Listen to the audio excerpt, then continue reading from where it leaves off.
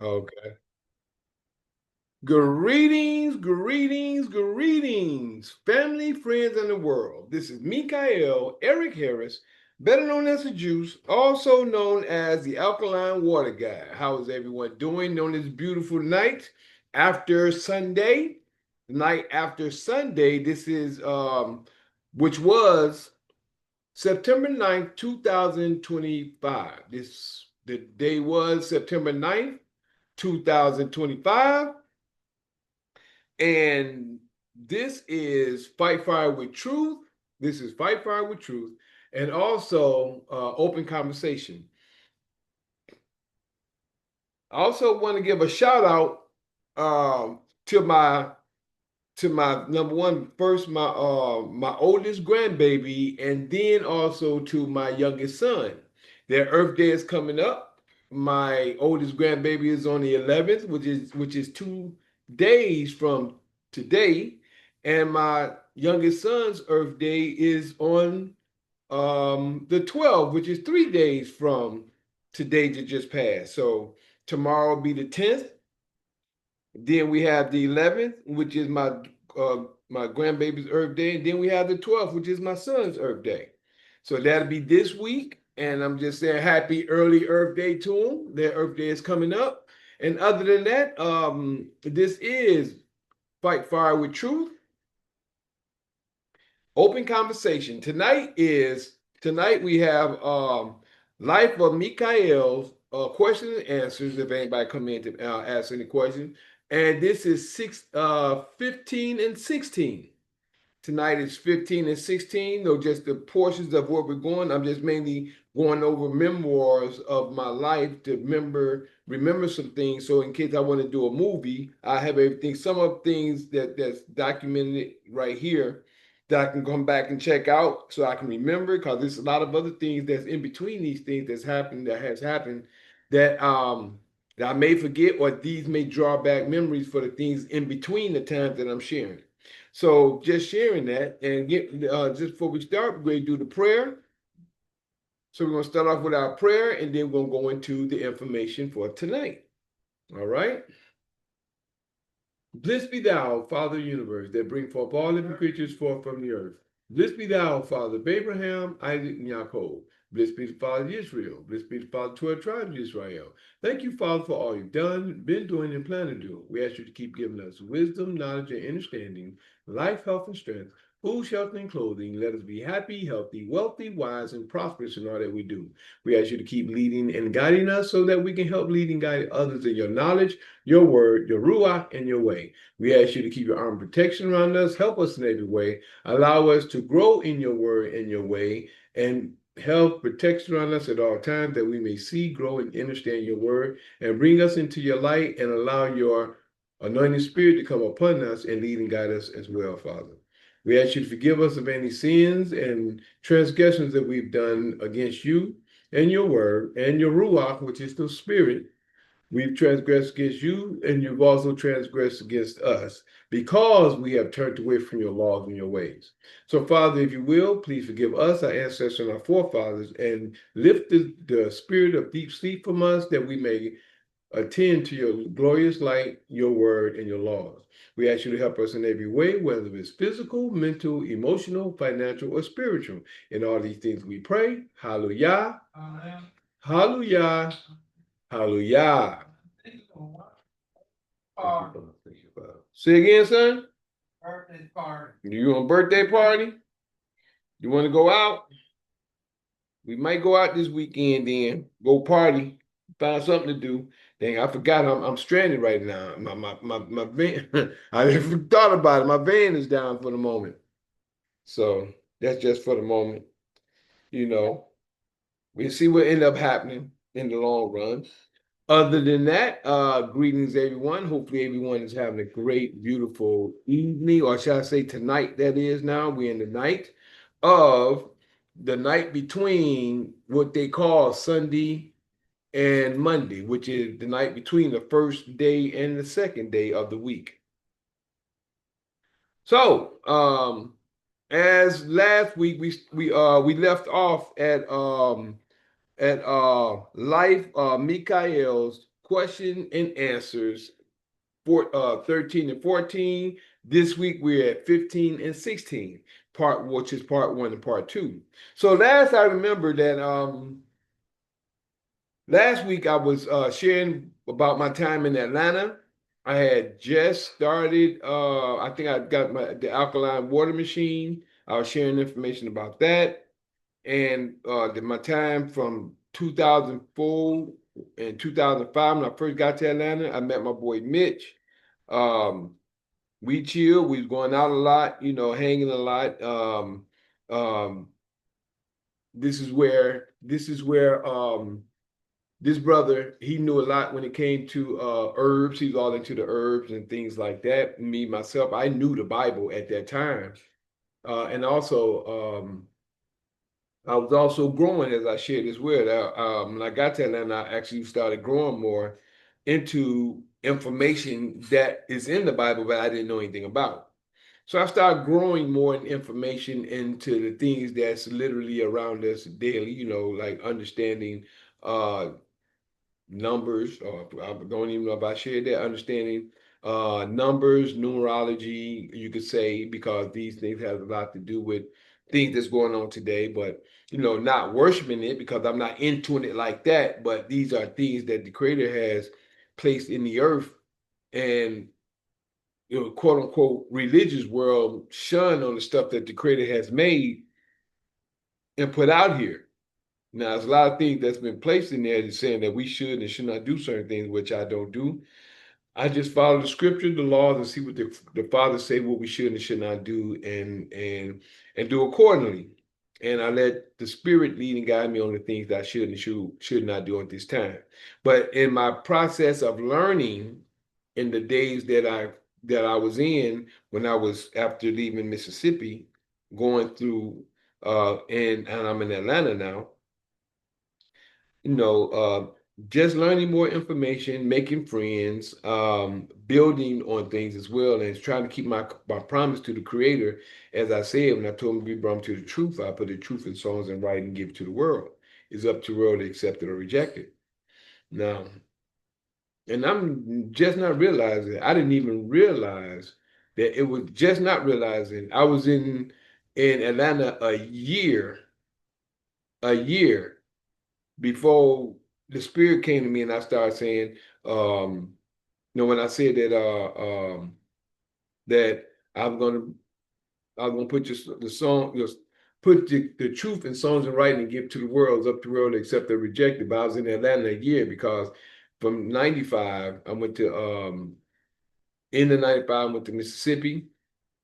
In the middle of 2004 is when I made it to Atlanta, and then on out, and then in the time a year of being in Atlanta, that's when that came. Not actually came to me at that time, but that's when I started getting up and speaking on the train, and also shared about me working or sharing with Boo Boo Black, which is Terrell Williams, which is Fred's Cephas brother that I was doing choreography for. And about me doing choreography for him, it was a song called "Bring This Chick to the Middle of the Floor." So I did that. We had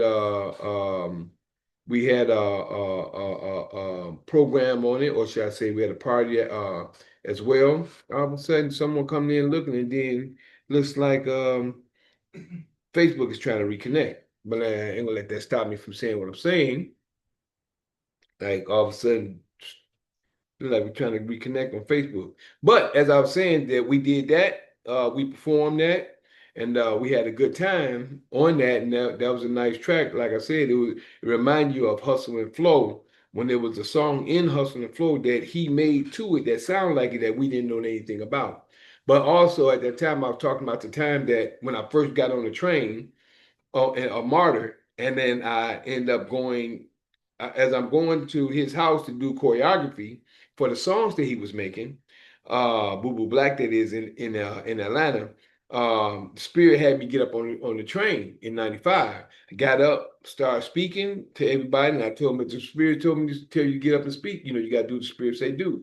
Got up, shared the information about the Valley of Dry Bones, Ezekiel 37, 1 through 14. Then I sat down and when I did that, the spirit had guided me up that day. I sat down with a lady on the train. We talked for a moment.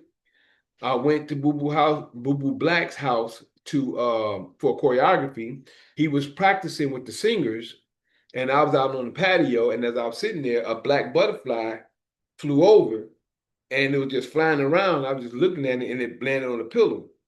So I ended up taking my phone out. I took 7 pics, 5 pics. I took the fifth one was like his his um his wings was on. I mean, when you can see, it was just that close. That was that close on the camera. Then I put my finger next to him, and I took the picture. Then the last one, he jumped. He stepped on my finger, his finger. He stepped up on my finger, so I'm holding him, and I took the pic. That was my 7th pic, and then he flew off. I felt like that was a sign of the creator letting me know I did good on the train. And later on, as I shared last week, this sister named Kaya Israel, we was traveling and I told her about it. And then we was talking and either a song came on or we talked about it. And then Black Butterfly came to mind.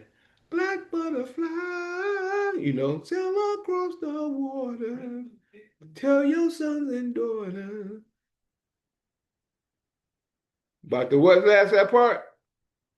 What their trouble brings, something like that. But that came to mind. So I know that, and then it was already told to me in Mississippi that in one of my visions, the first thing this prophet told me in dreams told me that God got big plans for you. Right? That was when I was in Mississippi. Now I'm in Atlanta. This is going to be told to me again just before I come back to Detroit.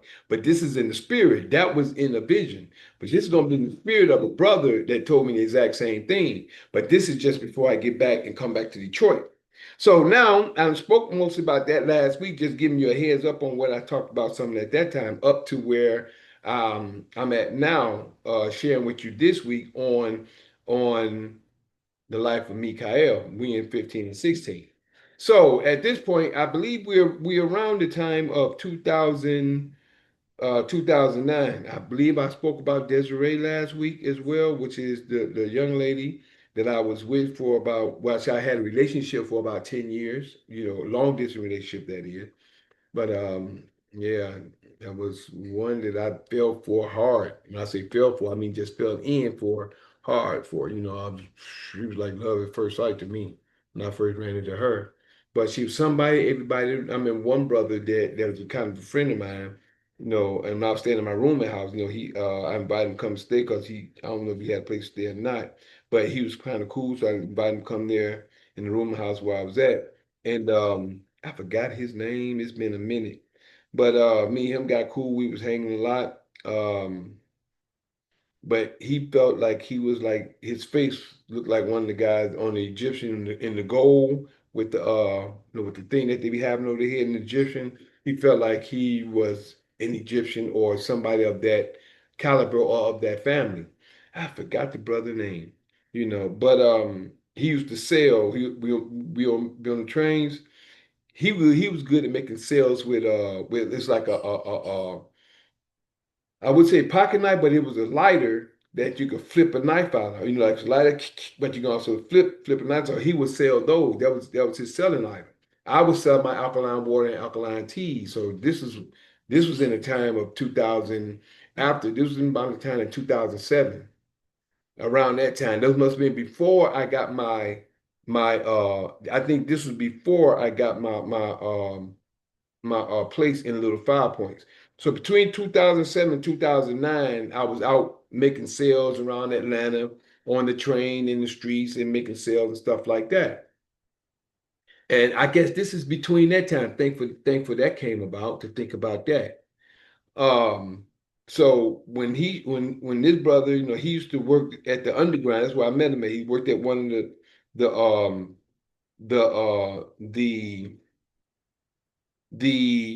one of the restaurants at the underground. He used to work there. So that's where we connected and what have you. So, like I said, I meet a lot of people, talk all the time. So like I said, he ended up needed some place to stay, came over, stayed with me for a minute, and he ended up leaving like a little camera. And I remember he ended up leaving. I guess he left for a long period of time. I hadn't seen him for a long while, for almost a year or two, about a year or two or whatever. I think at this time when I seen him, I had my business going on then in little 5 Points. And he said, "Man, no, I told you about my little camera." I said, "Yeah, I got it. I got it." He was shocked that I had it because I set it to the side. When I get something, I try to hold on to it. You know what I'm saying? If they left it in my care, and that's scripture too. That's scripture. Someone leaves something to you, you're supposed to take care of it. At least until you find out if they pass or something. I guess I don't know, but if someone gives something to you, you're supposed to take care of it. So I kept it. He was shocked. That really impressed him. That when he saw me after a year and a half, or something like that, he came back and I had it for him. I said, "Yeah, I got it. Yeah, I got to put up." So. Um, and that was at that time. I'll make a long story short. Is I had a few things. Okay, no, I'm thinking about some visions I had at this time as well, but this was afterwards. I was at my shop at this time. Now, come across the time, like I said, in 2007, this is when I met this brother named Chris. Got the machine. I think I shared all this last week. I'm just backtracking as I move up. Got my machine. Some that Mitch told me about the machine, an alkaline water machine, and what it does for the body. I did all my research on it, looked it up, and it was in 2005 at this time. But it was 2007 when I met Chris. This guy named Christopher Graham. He was a Jamaican, and he was telling me about the alkaline water, and it hit me in my head. Oh, okay, yes, I remember about that. I started getting water from him until I got my machine. I got my machine the day after my Earth Day in 2007. That's when it came. I ordered it, came the day after, and then I shared other information on that. Went to Mississippi. Someone was supposed to be getting it and didn't, and a lot of things happened that I shared last week on that. Um, Trying to make sure I make a recap because something I may have missed. So after that, only thing that I can remember at this point, only thing I can remember after that, other people may come in and fill in the blanks. But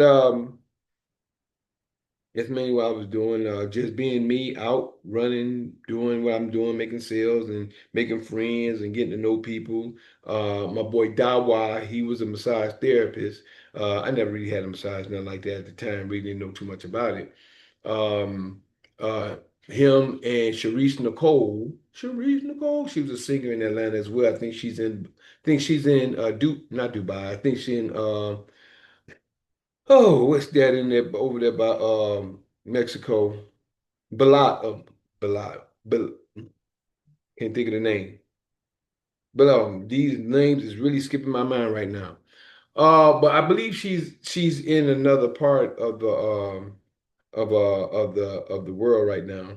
But her name was Sharice Nicole. She was a singer. She used to be on WGP, is it WGPR in Little? She used to be at the radio station at Little 5 Points Community Center. Um, she was a cool person that they used to run. First, her and what's called how I met her was through my boy um Joseph Cox, and actually we call him Hectic the Backpacker. So Hectic, me and him was really cool. We've been knowing each other for a while. He's actually a producer. He's the one who actually reproduced, should I say? He redid my "Keep It to Yourself." He redid the end. The end. He redid "Keep It to Yourself." The end. The Juice. Michael Harris. I ain't heard that one yet. That one still been in the background. No, he did the Juice, and this is another one he did. I think it was four of them. The End, the Juice. Oh, and Repent. I don't know how to get that one to shoot. He hit that. I was like, whoa. He redid Repent for me. So, but Keep It to Yourself still sound like the original that I made, but he hooked those other three up. He hooked those up. So that's Hectic the Backpacker. Me and him was really good friends. Um, Trying to think of some things that happened in between there so I don't forget as I'm moving on. So that's one point of it. There's a lot of things happen in between that as well.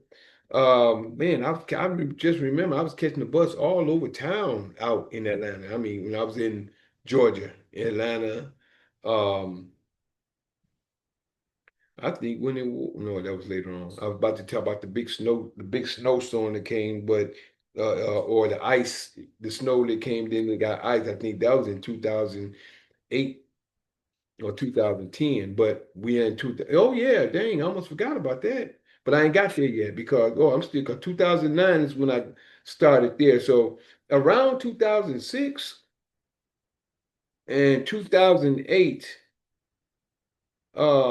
I remember it did snow around that time, but that's when a lot of people talking about they couldn't find a job and things like that. Now this time I'm doing alkaline water.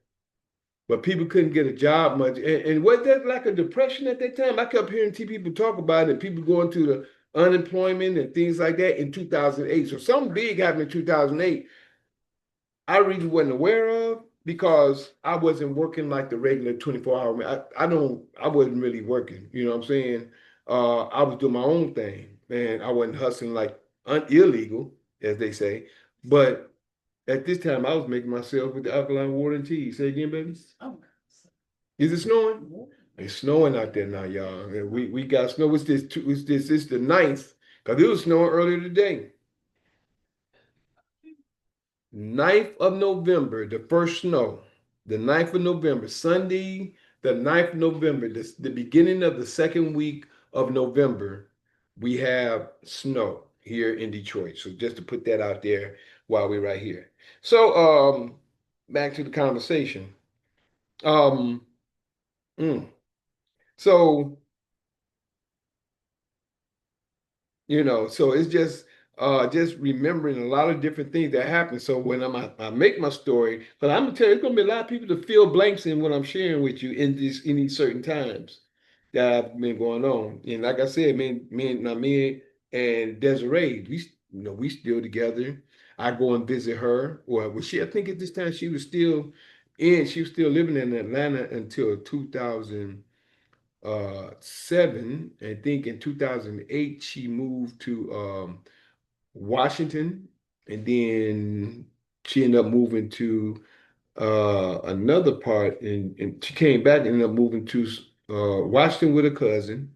Came back and then moved into another part of Georgia. I forgot where it was with a cousin or somebody like that for a minute. Then she moved out to Alabama to where her father and her father, her grandmother, and grandfather was. So she moved, and her brothers and her siblings. So she moved back home. Her and Dee Dee, Desiree and Dee Dee, they moved back there. Um, yeah, there was a certain part of my life as well, just doing certain things. What you laughing about? She laughing because Dee Dee used to call me, right? I haven't heard from him in a while, but when Didi called me, Martha, Martha, when Didi was a trip, Martha, that way he would call me. He'd say, Martha. And he'll say that because of a certain reason why he'll call me that. Martha, when he'll call me. What you doing, Martha? Am I right, baby? Is that it? Mm-hmm. Yeah, so that was Didi when he would call. And that's been since I've been back in Detroit. He would call. I haven't heard from him in a few years now, but yeah, when he would call, that's how he'll call. He'll call on me or just call me when we talk. But other than that, yeah, Didi, yeah, he was a character. He was a character, you know. Um, and she had three siblings. She's the oldest, but she had three siblings. I had a great time. I can just say, when you sit back and look at your life and just go over your life, I urge everyone to do that. Sit back and just go over your life. Just go over everything you've been through and just look at where you are and the things you've been through. Not the other things that happen, but the things you've been through, your walk, your steps, your walk through life to where you are. I think everybody should sit down and just look at their life and just look at where they are compared to where they came from, and see what path you're on. It's kind of like going back over the path of where you come from whatever type of maze it is, and see where your path is leading you or where you're at in the path and where you're heading to. I believe everybody should do that because I did that, especially after going through my spiritual awakening. And then I sit back and I look at the steps after going through my spiritual awakening. I start seeing how things start lining up for me to be in certain places at certain time, even to where I am today. So I just urge everyone to do that. Just wanted to insert that in because keep trying to change. So I want to insert that so people can get a better understanding of what we need to do and they can see where they are at in their life. So 2008, I think I shared that. That's when I really started getting DVDs, knowledgeable DVDs in 2008. Uh, uh, this I got one when Jordan Maxwell was talking about when he was talking about the banking system and things like that. And I was like, I've always been studying that. And like I said, I had a 6 hour VHS tape in 97. In 97, I had a 6 hour VHS tape that's talking about all the stuff that's going on today and stuff that hasn't happened yet or is happening that I'm seeing happening. I had a 6 hour tape, still got it, but it's kind of, it's kind of warped a little bit when it's playing. Zoop, zips up. So if it can be fixed, boy, I have a lot of information on there, and I still have it here though. That's why I remember a lot of information that I have retained since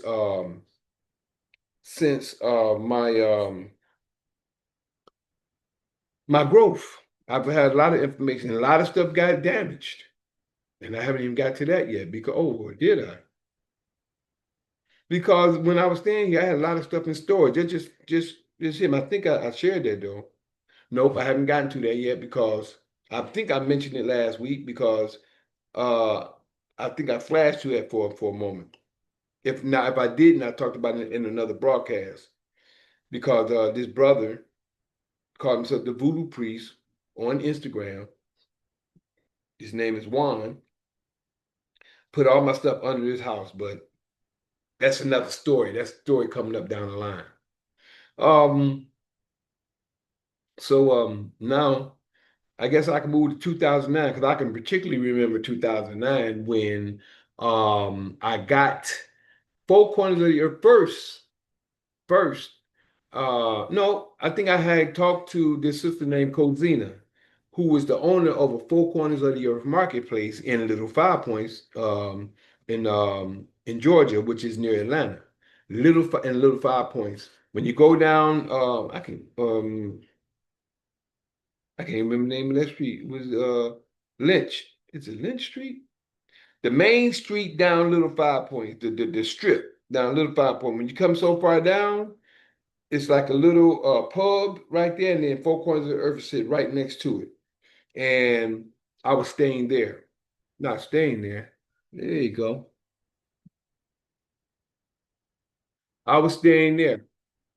What's up, bro? How you doing? What's going on, man? You are, Glad to see you, bro. yeah, man. Yeah, it's all good. Just finish your story, bro. Yeah, yeah. So I was just I was at Four Corners of the Earth marketplace. So this is when I got Cozina. Cozina gave me the information.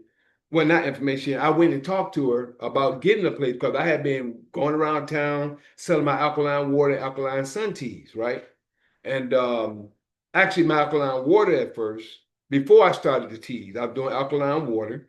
And then there was in 2007. And then as I was in 2009, I was I talked to Cozina about getting a place at the Four Corners of the Earth Marketplace. So I pulled in, I talked to her. Matter of fact, I talked to her before because I think I talked to her about it in March, but I moved in April, not March, March, April. Yeah, I talked to her about it in March. came to her, and she ended up seeing me. I remember I used to always go to this place called Willie's. Matter of fact, got to put that in there. Willie's is my spot. I used to treat people there, but I used to always get vegan. When I used to take people there, I wouldn't buy no meat for nobody because I didn't eat meat or flesh. Let me put it like that. I didn't eat flesh. So if I treated somebody, I said, come on, you know. And I said, but I'm not getting no flesh for you. I get, you know, I treat you, put everything on it, but I'm not getting no flesh. But I would treat people, you know what I'm saying? And a lot of people that know me in Atlanta, and that would just know me, period, wherever you went, they know that I used to treat them all the time. You know, all of them, come on, let's go out again. Willie's was my spot. It was less expensive. And you know, it was a Mexican spot as well. It was a Mexican spot. So I would always go there. I would usually get the what would you call it? I started off with burritos, I believe, but my favorite was the nachos. The nachos. That was one of my favorites. The nachos and the burritos. Me and Desiree used to go there all the time. When she would come to town to visit, we would go there, eat, and then we would just hang together or be together, what have you. You know. But other than that, yeah, that is I have to put because that's my even if I go back today, that's probably one of the main spots. That and also the Ethiopian spots. I like the Ethiopian when they have. I'm glad I put this out there. They have some. It's not pita bread, but I forgot the name of it. Since I haven't been in Atlanta for a little bit, but it's this bread. It's real soft, kind of like flat pancake, but it's not pancake, but it's real soft. And they put all kind of veggies on it. You know, they got like lentils, they have greens, they have carrots, they have like a little sweet carrot, which come. They have about 4 or 5 different varieties on a big platter. Well, I eat that all day. My baby, it wasn't for her taste buds. You ain't like it too much, did you, Joanne? The platter at the Ethiopian restaurant. Say what? No. Why? Why you ain't like it? Say the word nasty. Well, that's to you. It's an acquired taste, but it was good. Why never acquired that? That's because she used to. I almost said something myself. She used to this regular food here in Detroit, or just regular soul food. That's what she's used to. It ain't taste like no dirt. What dirt tastes like? Okay, then. So how can you say that? It's the taste. It just tastes different to her. She just didn't like dirt. She just didn't like it. That's all. No, I did not like it. That's all. We'll just say that. Let me putting this other people food down, and this is another nationality. Okay, I'm sorry. Okay, then it's another nationality. About the nationality. Yeah, it's another nationality. Taste of food. So you just got to be inquiring. I've been around it, so when I go, that's what I want. You eat everything. Well, I do eat everything, as long as it ain't flesh. Why? As long as it ain't flesh, that means that it's edible. As long as it ain't flesh. If it's flesh, it might be unclean. Flesh it is unclean. Well, it all depends. Not all of it, but I don't eat it. But just sharing, that was another thing. Ethiopian restaurant I used to go to besides Willie's. So I make sure I put them restaurants out there so I can remember as well because me and friends used to go to them all the time as well. So you know, just sharing the information on what's going on, what's happening, and just to put the memories out there, you know, for the things that has happened, what I did, where I've been. And in 2009, that's when I got my own little kiosk in Four Corners of the Earth Marketplace in 2009. April of 2009. I remember I started there in April 2009, and I started doing my dance classes in 2009 at the Little Five Points Community Center. And me and the sister, when I came in, talked to her, I said I was going to do it every Friday. Had a good rapport, and most everywhere I go, when I do rent or something like that, I'm always on time. I always pay my bills. I'm always on point. when it comes to me handling my business. So I was doing that for quite some time. At least until the following year. I did that from two. I was there doing the dancing class for whoever came from 2009 to 2010. That was June of 2009 until I think we went to August, maybe September of 2010. But there's some things happening between that time. Not according to the dance point, but um man, a lot happened at this time. Now that I'm saying it, because in 2009 is when I started 9, 10, 7, 8.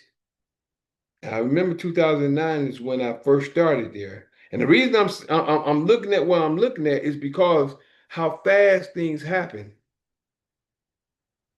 I feel like I was there a lot longer, but yeah, I was there. I was at the shop. Yeah, I was. I was there a lot longer. I just had to remember the way things was going because I looked past something.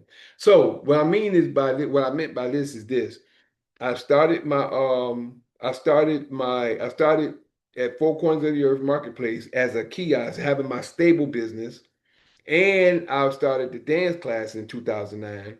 And also, I will always be out in the streets making sales. I'll be out in the streets selling my alkaline water, alkaline teas, and things like that. And I think last week I shared with y'all also in between in 2007, once I got the machine, this is when I ended up going to Cincinnati. And in Cincinnati, I couldn't get back to go get my children because I had just made it to Cincinnati. That was in 2007. I couldn't make it back to Mississippi because my mother called me. I had just left Friday or Saturday, caught the plane, which the brothers paid for, to go to Cincinnati. Now, this is in 2007 because I remember around the time frame. And I was supposed to be having court to get my children after I made the trip. Then my mother called me as soon as I got to Cincinnati, off the plane and in the hotel. My mother gave me a card. That's how come when you sit back and look at your life and just examine, I can see this was by the creator. It was the universe. I'm saying the creator had it was set up the way because if I was in Atlanta, if I was in Atlanta, I'd have went to Mississippi to beat the case to get the children. But I ended up going to, I was flown to Cincinnati with my machine to share the, I think I shared this last week, but it's on my mind right now, with the machine. And then soon as I got there, my mother called me and told me, oh, we're going to have the court going to be Monday. Can you make it? I said, Mom, I just made it to Cincinnati. I ain't got no money. Yeah, but they're going to have the court. And my mother had the children at the time. So at this time, they're gonna make a decision on either giving it to me, giving it to my son and my daughter, to my daughter and my son, because she's older, from their mother, or from between me and their mother. Gonna give it to me or give them to her. But the judge already had me in favor because of what happened prior, 2 years prior, because my mother had the children 2 years, 2005. 2007. Okay, good. I'm putting things together. So now I can't get back. I had no way of getting there because now I'm stranded. I'm saying stranded, but I would just got to Cincinnati to make a business deal to make my business with my water and teas and stuff. Well, not teas, but my waters and just make sales and stuff with the machine. And that's why I come to understand if sell the water, don't sell the machine, but sell the machine if you can. But mainly sell the water because people need the water. A lot of people can't even afford the machine. Understood that, right? It got in my head. I understood it. Couldn't make that. This was the creator setting me up, and I understand it because you got to see things and understand confirmations. After that, the weekend there, or there for I think for about a weekend or about 4 or 5 days, then end up going back to Atlanta. So that was 2007. That just I had to bring that out to remember that point there. So back to 2009. I'm in Four Corners of the Earth Marketplace. Y'all been down in Little Five Points. coming down the strip, go further on down, right past. It's a big it used to be a school they made into lofts. So you pass them lofts at across the street and then go on down the street and then you'll see four corners of the earth marketplace. Go in there and check the people out. Go in there and check the people out. Just say the Jews and ask for Cozina or whoever. And say this guy Juice Mikael, you tell Alkaline what, and you'll see my little kiosk where it used to be. It's still kind of set up the way I set up, but other people have been there since I have, you know. But yeah, I always go by there and say hi to Cozina and friends when I go by there anyway when I come down. But many people have stopped in and said hey, and many not well-known celebrities, but the celebrities that we know that's I say the underground celebrities like Taj Tariq Bey, I believe his name is. He came through one time. We didn't really have a good conversation because he came, but he came on the strength of the brother. Well, that's another story. But he came. We didn't really get a chance to conversate like I wanted to because him and the other light skinned brother, I forgot his name and had his. He'd been on a couple of documentaries. He used to come all the time. But Taj Tariq Bey, he came once that I can remember. But yeah, it was good to see him though. You know me. But I always try to cool everybody, but sometimes when you're hearing something from somebody else, you can tell the disdain in some people because of what they or who they know or someone that they know on the other hand, and you get somebody talking in your ear, when they come and they already got a thought on who you are because somebody been in their ear. But he was always cool, as far as I'm concerned. You know, he never act some no way towards me or nothing. Just the conversation just really wasn't. Hey, you know, really wasn't really the conversation really went deep. So, but what's the name? Not Shaka Zulu. What's the name? Uh, Zulu Bambaba or Bambaba. What? See, I'm saying with these my name. The guy from the ones who made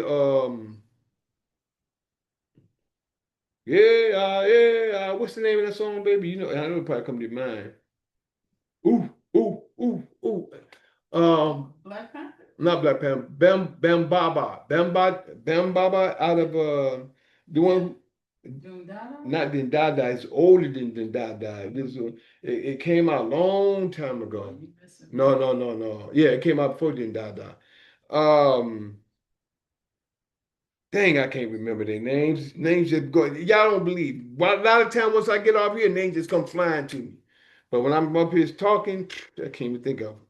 But Bam Baba, um, ah,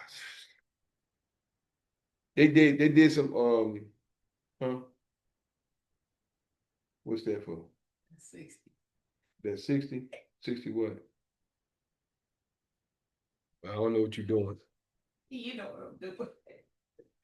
Go on, baby. Do your That's Mm. 60. Naki. Oh, are you talking about me? Are you talking about me? She making jokes. She want to make jokes. 20. Yeah, right. You gonna be there before me? Nah, don't say nothing. Nah, I tell your age. Talking stuff. So but Africa Ben Baba, that Ben Africa Ben Baba, Ben Baba Ben Dada, whatever his name is. You know the one. Who? I can't think of the name. Planet Rock. There you go. They always come. Come. The one who made Planet Rock. Yeah, their whole crew came in, and my boy play at your own. Yep. Yep. Exactly. They came through to see me. Planet Rock. Yeah, they came through to see me. There's been a few people, like I said, celebrities, underground celebrities, they came through to see me and whatever. Got my alkaline water, they would come through. I got pretty well known across from what I'm hearing, from the ear across the country. People all over when they would come to Atlanta, they would come down and come to me, see me over there. What's called? Matter of fact, man, I forgot to say this. When I was in the shop. Y'all remember what's old boy name? I actually had his I've given India Irie, me and her. I've given her some water at times. When we was a little 5 point. Uh, Tiny, which is T.I.'s. Oh, I forgot to tell y'all something. When it was making, this is in 2005. 2005. I forgot to tell y'all when it was making this movie called Jelly Bean at Cascade. It was going to be called Jelly Bean, but it was a hit movie with T.I., T.I. being the star in it. It was a hit movie. The beginning, they was going to call the movie Jelly Bean, but they ended up calling it ATL. I forgot to tell this. Boy, they just hit me. See, I'm glad I'm telling stuff that's coming back.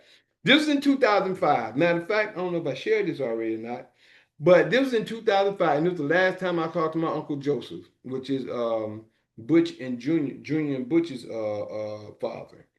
This was the last time I talked to him before I knew he even passed. But it was in 2005. I was at they was filming at Cascade Roller Ring. And let me share with y'all what happened. I wanted to take a picture for my daughter's Earth Day. And I guess, some people I want to take a picture, just have a picture with T.I. But some men, people tell me, oh, I don't take no picture with no man. So I don't know. He never said nothing. He never act like anything, but we never got a chance to take that pic because I was gonna send it to my daughter for her Earth Day. Right. So we didn't do it. I was gonna do it on the phone.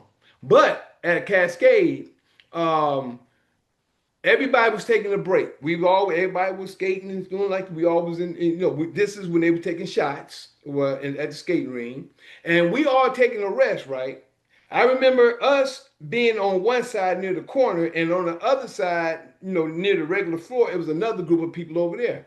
So it was somebody over here, it was somebody over there that got up on the floor and did a move. They danced on the floor, right? And the next thing you know, one other person on our side got up and did a move. Somebody on their side did a move. Somebody on our side did. Somebody over there did a breakdance move. I, I cut it up. With it, I did the same thing I did in Germany. I got out there. I was there. I did a couple of moves. I went and I did swipes to the wind. What I do? Swipes to the. It was a three. It was a three combination. I did. I think I did. I think I did some moves. I think I went into the swipes to the windmill to the backspin, and I jumped up. Everybody on my side and their side came over there. Woo! Made me play and everything. It was tight. And I see how the adrenaline come. That's how when memory hits you back, it comes back up. When I did that, boy, everybody came up. Even I think T.I. and them even came up because they was over there looking at everything. They even rolled down on the skates and gave me a little play. What happened. So that was. I just remembered that point right there. For the shooting of ATL. I remember that. Well, it was actually called Jelly Bean. They're gonna call it Jelly Bean at first, but they end up calling it ATL when it came out. So man, that just hit me, man. That was like a point in my memory, just hit. That's why I'm telling the story so I can remember some things. So yeah, I almost forgot about that. Yeah, man, like I said, it's a lot of stuff that I've done while I was gone from home. While I left Detroit and on my journey for 22 and a half years, on my journey and then making it back home, I traveled. The Creator has allowed me to take a great vacation. That's why I look at it. It was a great, beautiful vacation. I learned a lot before coming back home. And this is why I understand that home is where your inheritance is. But I had to go and learn the things I had to come to learn just to share this point. Go out to learn what you need to learn to know when you come back home to where your inheritance is, but everybody got to get in that position. That's a whole difference. So now back to 2009. April, and in April I did the dance. I had my dance classes, and I had my my kiosk at Four Points of the Earth Marketplace. So the dance class was at Little Five Points Community Center. Four Corners of the Earth Marketplace. They're right down the street from each other. When you come down the strip, about a block and a half away, or about a block, if not a block and a half away, the community center sits right there. So, just thinking on that, was there. Now I'm there. I'm building my brand. We're still going around town making sales. Then, as I'm accumulating in knowledge with DVDs. Then I started getting into crystal packets, which is the crystal that you can make into lemon crystals, ginger lemon crystals. Where you get like from the Chinese store. I was selling those. I was selling incense. I was selling a lot of things that people need or what have you. People was coming to buy from there as well, and then I was getting all these DVDs, which was one besides the water. A lot of people's coming buying the knowledge, the information that I had. Like I said, I have a lot of DVD information, right? So next thing you know, now I'm looking to say, okay, man, I want to start. I want to start doing um, I don't want to say seminars or classes mainly on this knowledge on this sovereign knowledge. That's all that was coming to my mind. I think it's about being sovereign. It's about knowing the banks, knowing the information. All that stuff was coming to me. So I'm getting it, but I didn't know how to apply it. So I knew people that would come by. I had several people come by. Yeah, I said, man, man, I want to get together with you so we can try to share it with people, the information with the people, so we can start to get them to know the information. Some will come, then they'll leave. Won't see them. Come and go. Come and go. A few people did that. Some people will come maybe once in a while. Yeah, okay, okay. And they gone. I say, man, I want to get something together. End up my boy An that will come by the shop every once in a while. He said, man, I know somebody that know the information, this and that. I said, okay, okay. So when he did come, the brother, his name was Calvin Wakil El Bay. Matter of fact, Taj is the one that supposed to told him after he learned, because he was really knowledgeable in it, but he had no structure. I'm not gonna say that. I will say that right now because he didn't have no structure in it, but he knew it. And if you took, he's more like coming. He'll tell you this, bam. He'll break it down. But it wasn't structured. And I was telling them, man, you ought to structure it up and tell them where they can get this. That way you can learn it because I couldn't learn it the way he was giving it. You need to be structured so you can be like, okay, this is the level we get this, bam, bam, bam, bam. That way, when you get it in a structure like that, you got it because it's in a category. That's how I teach. Same with my dance classes. So, so An ended up bringing them in, and he came in, and they came into the little Four Corners of the Earth Marketplace, walked to the back, and they said, and I took him to the back because I was kind of like semi-manager because I was there, I think, longer than everybody else. So I went back there, and then he said, "Yeah, but this is gonna be small, this and that." I said, "What if I tell you I got a spot?" This sister named Tuere, she had a nice spot that we end up calling it the ice box because when it got cold, when it got like in the wintertime, it was already November. Excuse me. When it got to December, it got cold. But it was at this place called I forgot where it is, but it's not too far from because you can catch the MARTA to the memorial stop, and it's walking distance from there. From downtown, let's say from 5 Points to it's from 5 Points to the second stop is the Twin Towers. The third stop is the Memorial, from what I remember. The third stop was Memorial. And Memorial area, from what I remember, that's what it was. We can get off and you can walk there, but for people who was coming. So this is where it was located. If I can remember exactly where, I can't think of, but it's near downtown still, downtown Atlanta. So that's where I took them to that spot. Took them there, and they look around and said, "Man, yeah, this would be good." It was kind of warm at the time, though. Still in November, still kind of warm. Man, this would be good. Yeah, we can have our classes here. I said, "Okay, now this was like in August or September, around August, September, and when An brought him in, and this is 2009, and I said, okay, let's do this because I'm gonna try to set it up, and we're gonna start November 1st. November 1st, we're gonna start these sovereign classes. I was over it, but he was the teacher because I was over the place that Tuere had, but she introduced it to Hectic. Like Joe Cox, Hectic the backpacker, she introduced it to him. He brought me in, and me and him was gonna start having parties there.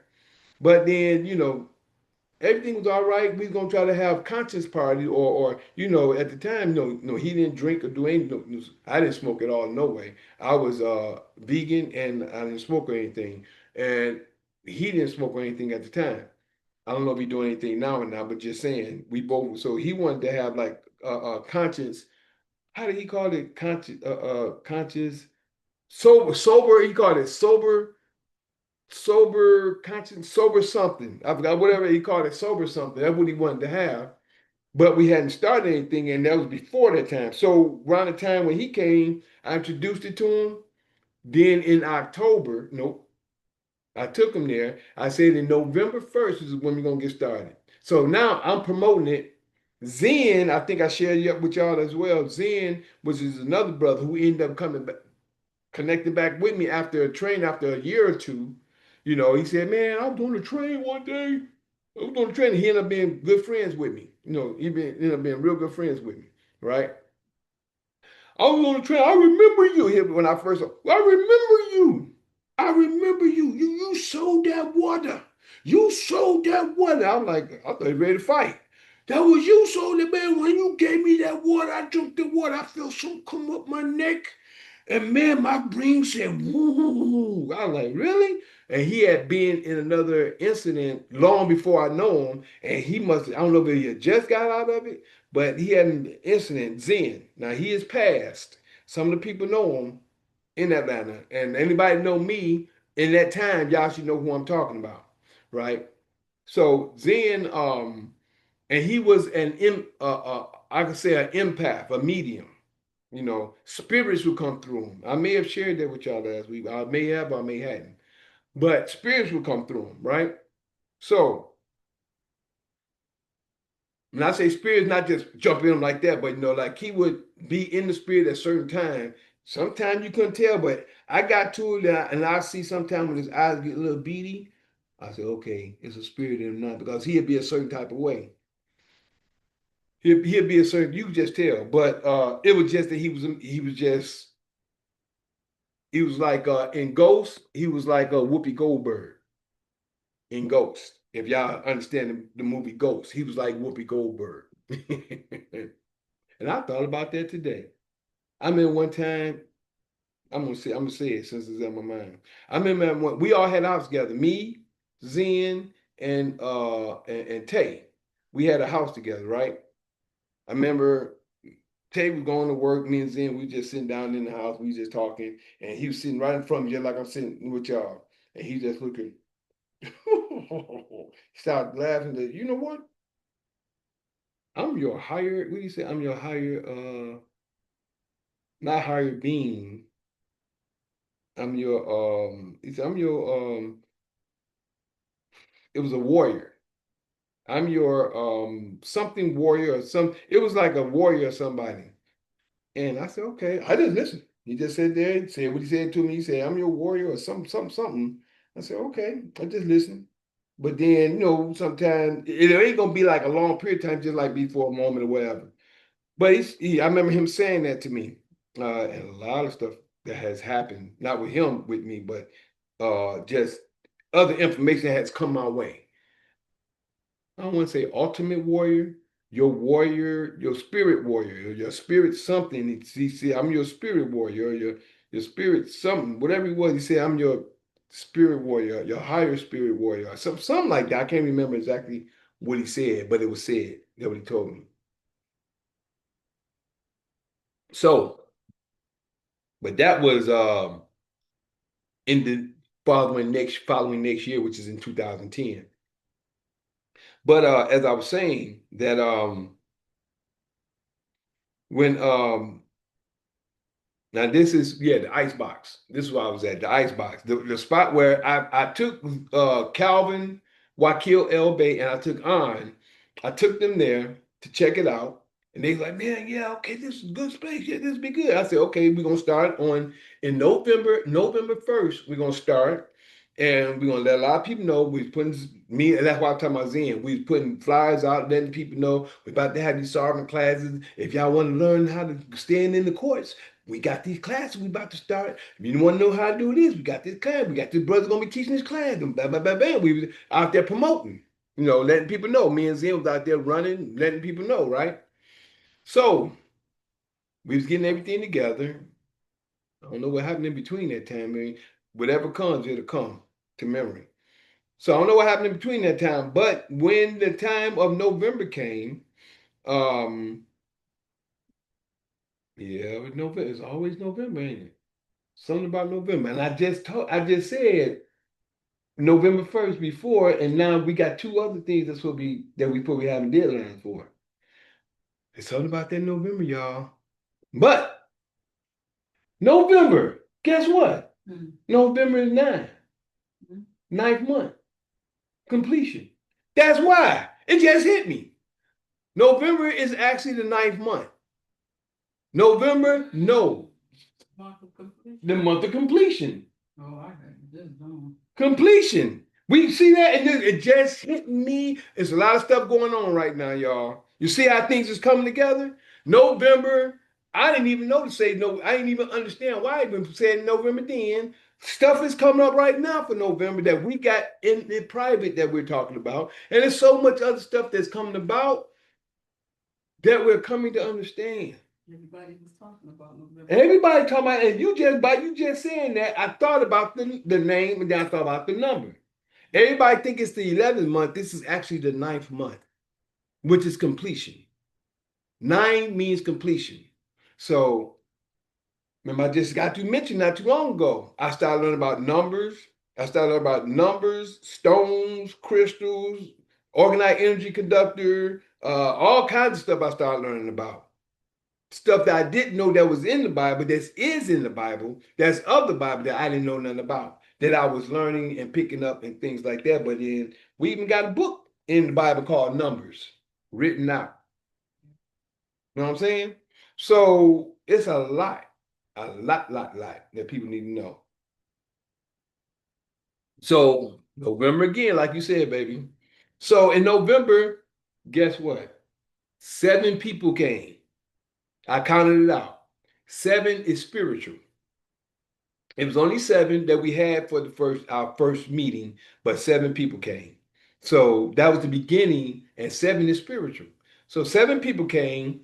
Calvin shared information there. Then we had a couple of other brothers that was more. One was more. Well, I think one was more. I think it was 2 different more. There was 2 different. They just had a conversation. Calvin was sharing information. His other brother came. He was sharing some information, and I got to know other more sects, SETS, whatever you call it. Sects. I sound like sex, but sects. But yeah, I got to know a lot of different people, a lot of different. I'm just gonna say organizations. I'll just put it like that. So it was a few of them came. We all had a conversation there. It was only about 2 though, besides other people that came. But then we kept it going every week, and every week it got bigger. It didn't get bigger at first. It started off small. Like I always tell everybody, when you start something, like when you got a bucket of water, you stick a stick in it, and you start to stir and stir. And the more you stir, the momentum starts. Same thing with anything you start. Whatever you start, it has to have a momentum. That momentum, and the momentum will take on its own momentum, its own course. But you got to get it started first. So that's how I share information on that level. But we started.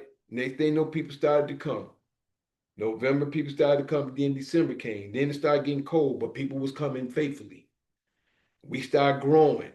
And Calvin was mainly taking the numbers, and I'm gonna tell you how the funds and stuff went. But because I mean I can tell you, but it's kind of personal. But you know the way things going. But I just say this: I had already said from day one. I said what we're gonna do is we gonna mainly it was a $5 entry because we had to pay for the place and for the teacher, what have you. So I already told him, I said, what we're gonna do is we'll split the funds. Say I get part, you'll get part, and the other part was supposed to go to Hector because he's supposed to be part of it. But when he pulled out, it was already to go to the building. Matter of fact, that's what it was for me, for him, and the building, and for Hector.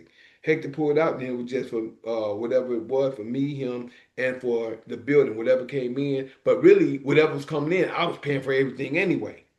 You know, I would give him whatever for teaching because the little funds that was coming in, I was making sure everything got paid from me. I would make sure everything was done because I was a facilitator, as far as I'm concerned, you know. So we started growing, we started growing, we started growing, we started growing, and then we got to it was so cold, people would come, we'd be in that cold because they didn't have any type of ventilation. It was just like a building. We had chairs and everything there, and we had this sister coming in, seen her name the other day. But with the sister come in, she did vegan food before going to Florida. She back in Atlanta now. But she was doing vegan food and it got cold. We had a lot of people coming there. We got one Third Eye Vision, I think his name is, on Instagram. Another brother. I believe he's in the Bahamas or somewhere like now. I've been seeing him on online every once in a while. Um, I think it's Third Eye Vision, but I can't remember if that's the name now. That just was coming to my mind at the moment. But a lot of people that we got to know was coming through. And then it got cold. It was getting so cold. We said, we got to find, we think somewhere else. I went and got a room at the Little Five Points Community Center. Now I'm doing mine now, but before that, we were doing it on Mondays. Then it got to the point where people was wanting to get more information. So we started doing it on Mondays and Wednesdays. So now we having the classes on Mondays and we having the classes on Wednesdays because people started to grow, people started to come. Some people couldn't come at a certain time, but they was coming to both classes, right? Then it got to the point where I had to find another place, and then that's when I went and got Zen was helping me the whole time. He was with me the whole time. I went and got a class or a room in Little Five Points Community Center. So, and I think it was January of 2010. Yep. And that reminds me of like when I was doing over here in 2000. I don't know about I think I shared with y'all about and I jump from back and forth like that sometimes. I shared with y'all about where I was dancing at here in Detroit, over there on Leland and 6 Mile. But same thing happened like that. You cold? Mhm. So in January, we started the classes in Little Five Point Community Center. So now we're there, we started, and it's starting to grow. People are coming, the word is getting out, the class is getting big and stuff like that. I'm collecting that dough, and I'm selling my alkaline water and teas as well, you know. But I'm honest with what I do. I'm keeping my money to the side, and the money that we would do, we would get, and it was starting to grow, and it was getting ready to start paying for itself, right? Meaning the classes was beginning to pay for itself. People was coming, and the thing was when he wasn't because he worked at the hospital, he will always get there like an hour and a half late. So what I would do, I would get somebody to come and sit in, or come in, not sit in, but someone to handle everything from the beginning. I think he started at 9. I think we started at 6. He would come in like about 6, 7, 8. He would come in like about 9 o'clock, 8:30 or 9 o'clock. I think we would start at 6 o'clock because people, some people's catching trains and buses and stuff like that. So I would have someone start everything off, and they would take care of the class um, for an hour and a half or 2 hours before he would get there. Then I get them some change out of the situation as well because that's what everything was going for, or that was coming out of it. But I had a few speakers there. KT, the Arts Degree, which is Dr. Sabi's he's Dr. Sabi's son through Michelle, from what they share with me. He would come and he would speak, and he's on YouTube and things like that as well. Um, I had another brother that used to run with Dr. Sabi. He was good with plants and stuff like that. Then it was another elder out of New York who had his own bookstore in New York, and this is the same brother. He was an elder that let me know it was a book that he had that I looked at, and he's the one who told me. He said, when you were 19, when you were 29, you went through something. Because I guess it was in that book, because that was the book that the book was drawn to me. I ended up picking up and looking at it. In 2009, you went through something. You went through something and it was spiritual or something. I said, yeah, how you know? He said, yeah, this and that. He was just, but he knew. Then he said, look up Saturn's return. And that's been stuck with me ever since. Saturn's return. When you're 29 years old, 29, 28, going into 29, or when you're 29 years old, that's around the time of your Saturn's return.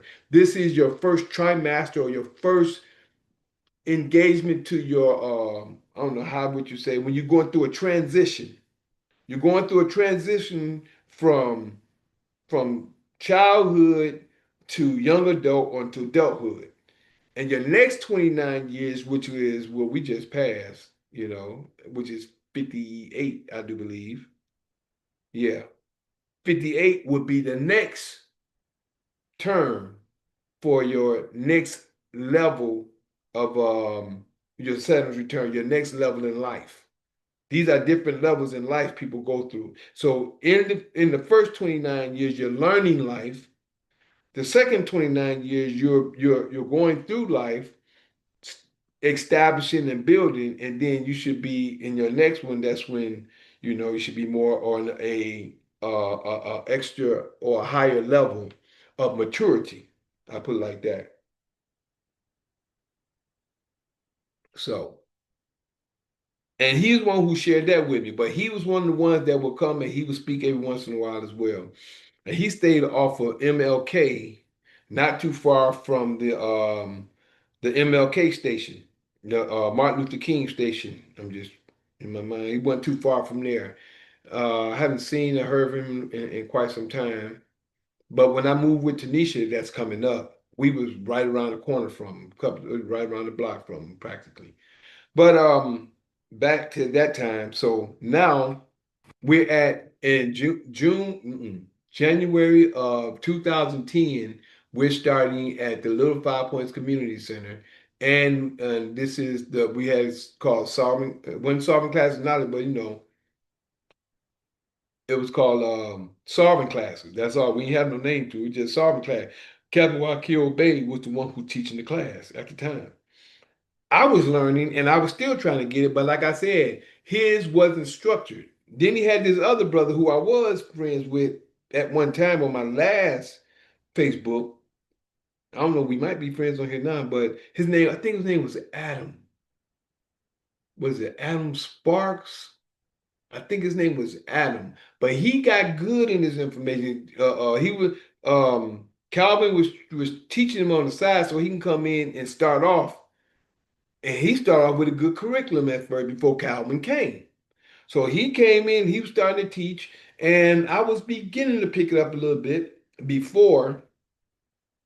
Now, this was January. Now, it came around in 2010, around the time of April.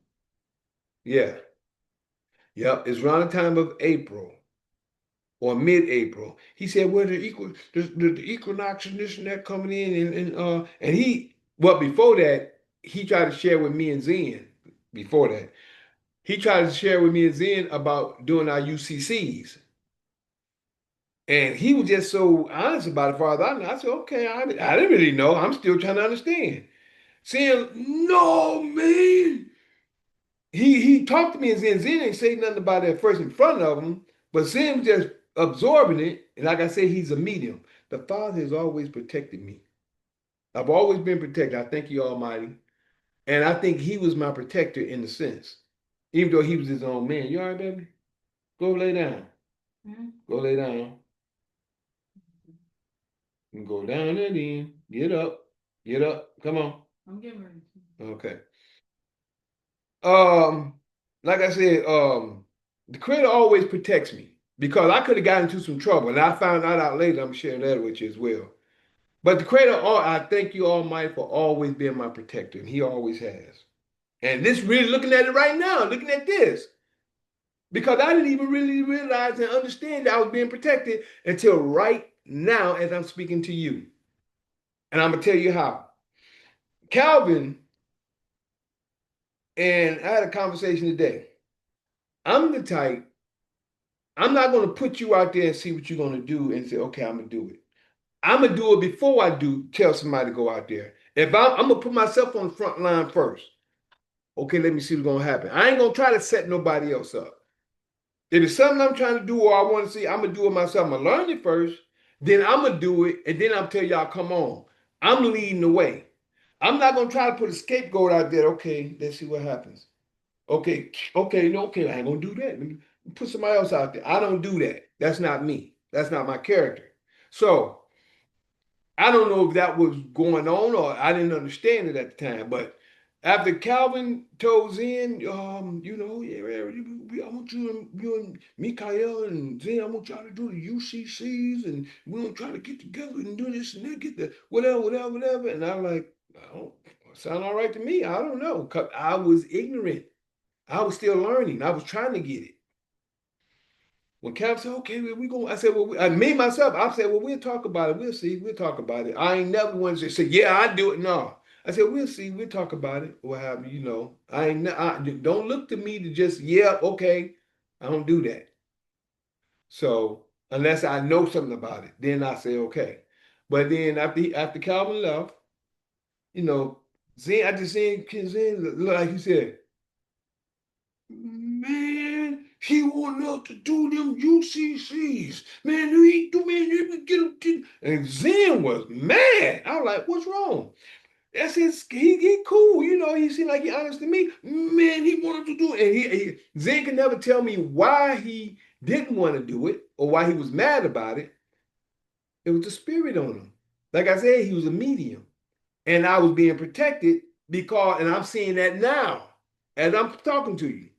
I was being protected because I would have did it and I know I probably ended up in jail. A lot of people went to jail because of things that somebody did. I ain't gonna say no names. I ain't gonna say a lot. A few people did because they trying to rush the price. A lot of people trying to rush to get the money. They try to get the money. I'm not like that. That's not me. But other people rushing trying to get the money. So they became, as far as I know, I wasn't in it. I wasn't among it. My main thing is, like I say, get your foundation, get this information, and when you go to court, you know how to handle yourself in court. All this other stuff, I'm not stepping into something I don't know. When I know it, I'll step into it. I'm going to learn it first. Then I'm going to step into it. But I'm not stepping into something in waters that I know nothing about. Observe it, see what's going on, and then I'm going to tell you, okay, yes, I'm going to do it, or no, I don't think that's for me. But I'll check it out maybe later. I'll learn more about it. But I'm at this point in time, no, I'll let a person know. So that's just me. So, so like I said, Zen was mad. I didn't understand why. He never really gave me a reason why. So I know it had to be a spirit on him because, I just thought about it. Something else that happened. So, but Zen knew somebody to make cards. So Zen knew somebody to make cards, like little cards. So I was saying, okay, man, this about time we start getting some cards made. And then now it's getting to the point where I'm thinking that now it's time to expand. It's time to make some things happen. And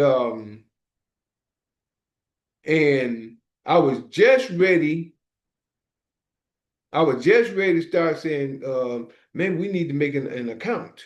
We need to probably make an account because me and Zen know somebody to do the card. Because Zen had the guy make a card for him. Zen had somebody make a card for him. right? So I said, okay, Zen knew somebody to do that. They had the cards made for you and stuff like that. I said, okay, so Zen had a card made. Um, and now this is in, like I said, this is around April or April. Hadn't got June yet. Yeah, around April, going into May, around that area. And he was, who's that? I don't know. I just heard something. Um, hmm. So now it comes to the point in time. Now maybe sent my train of thought. Um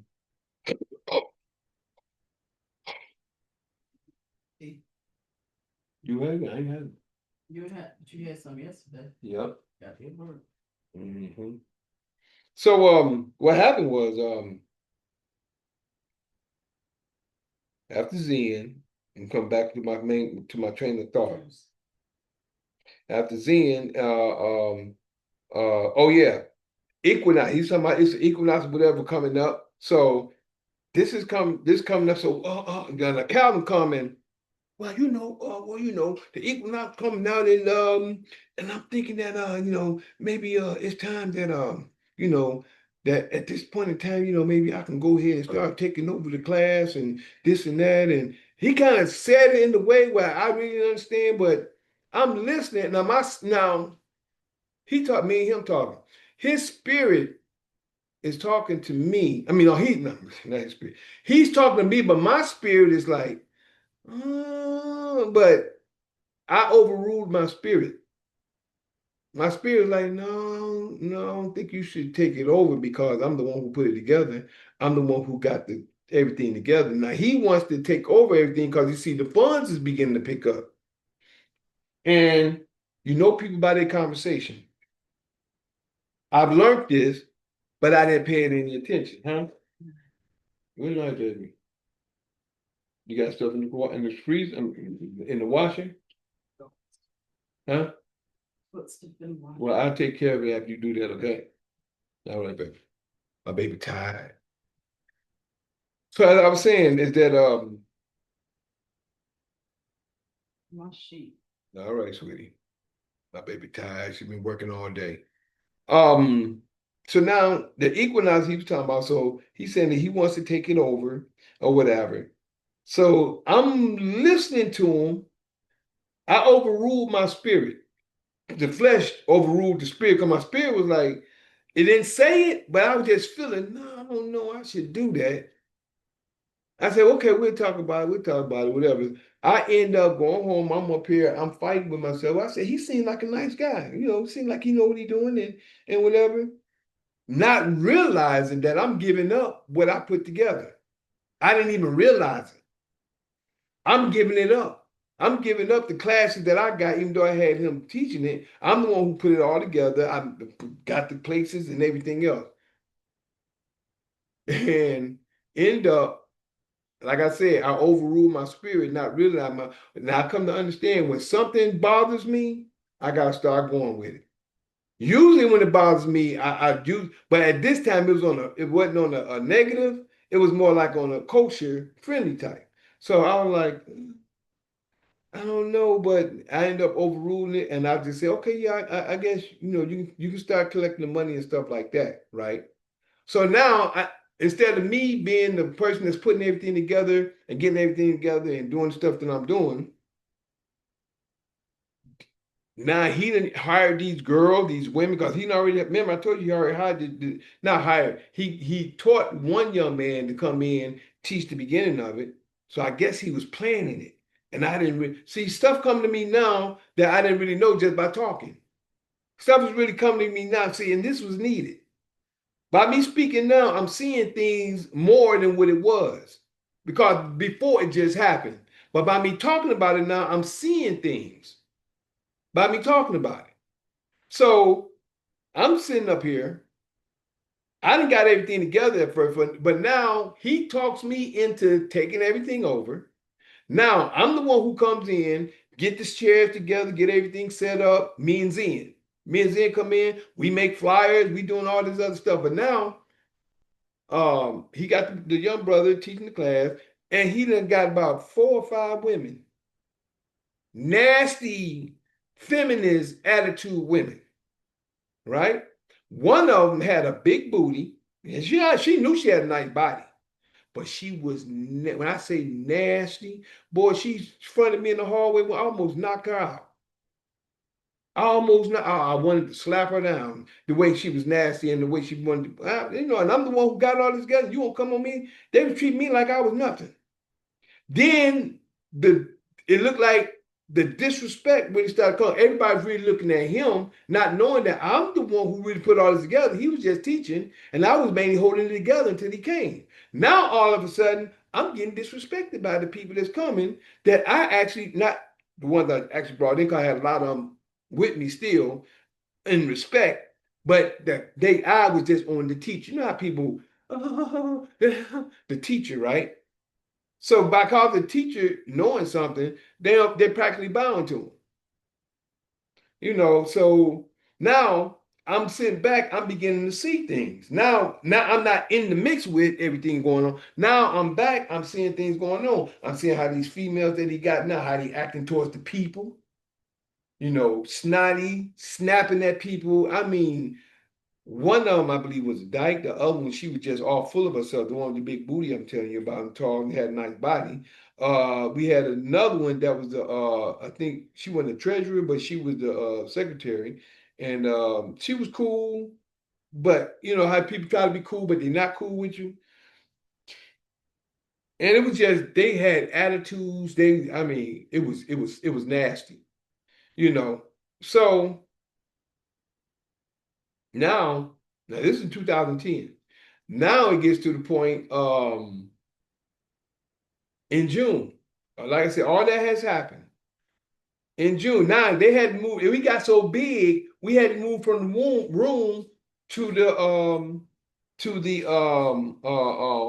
it was like the lunchroom in the little 5 Point community center. It was right at the back door. Just like the back door, then the parking lot is out here, right? But they had to come. Do you know how you go through the lunchroom? Because it was like an elementary school. But it was like the back door here, the coming from the corridor, like from the rooms and stuff, is coming through. Then you had a door sealed here, just like you come to the lunchroom. But when you go outside, the back door is here. But the big room is where everybody was at. So we all in the room, and now this is in June. This is June. They got all beside themselves. Now they got all beside themselves. So the owners of the place is coming through, right?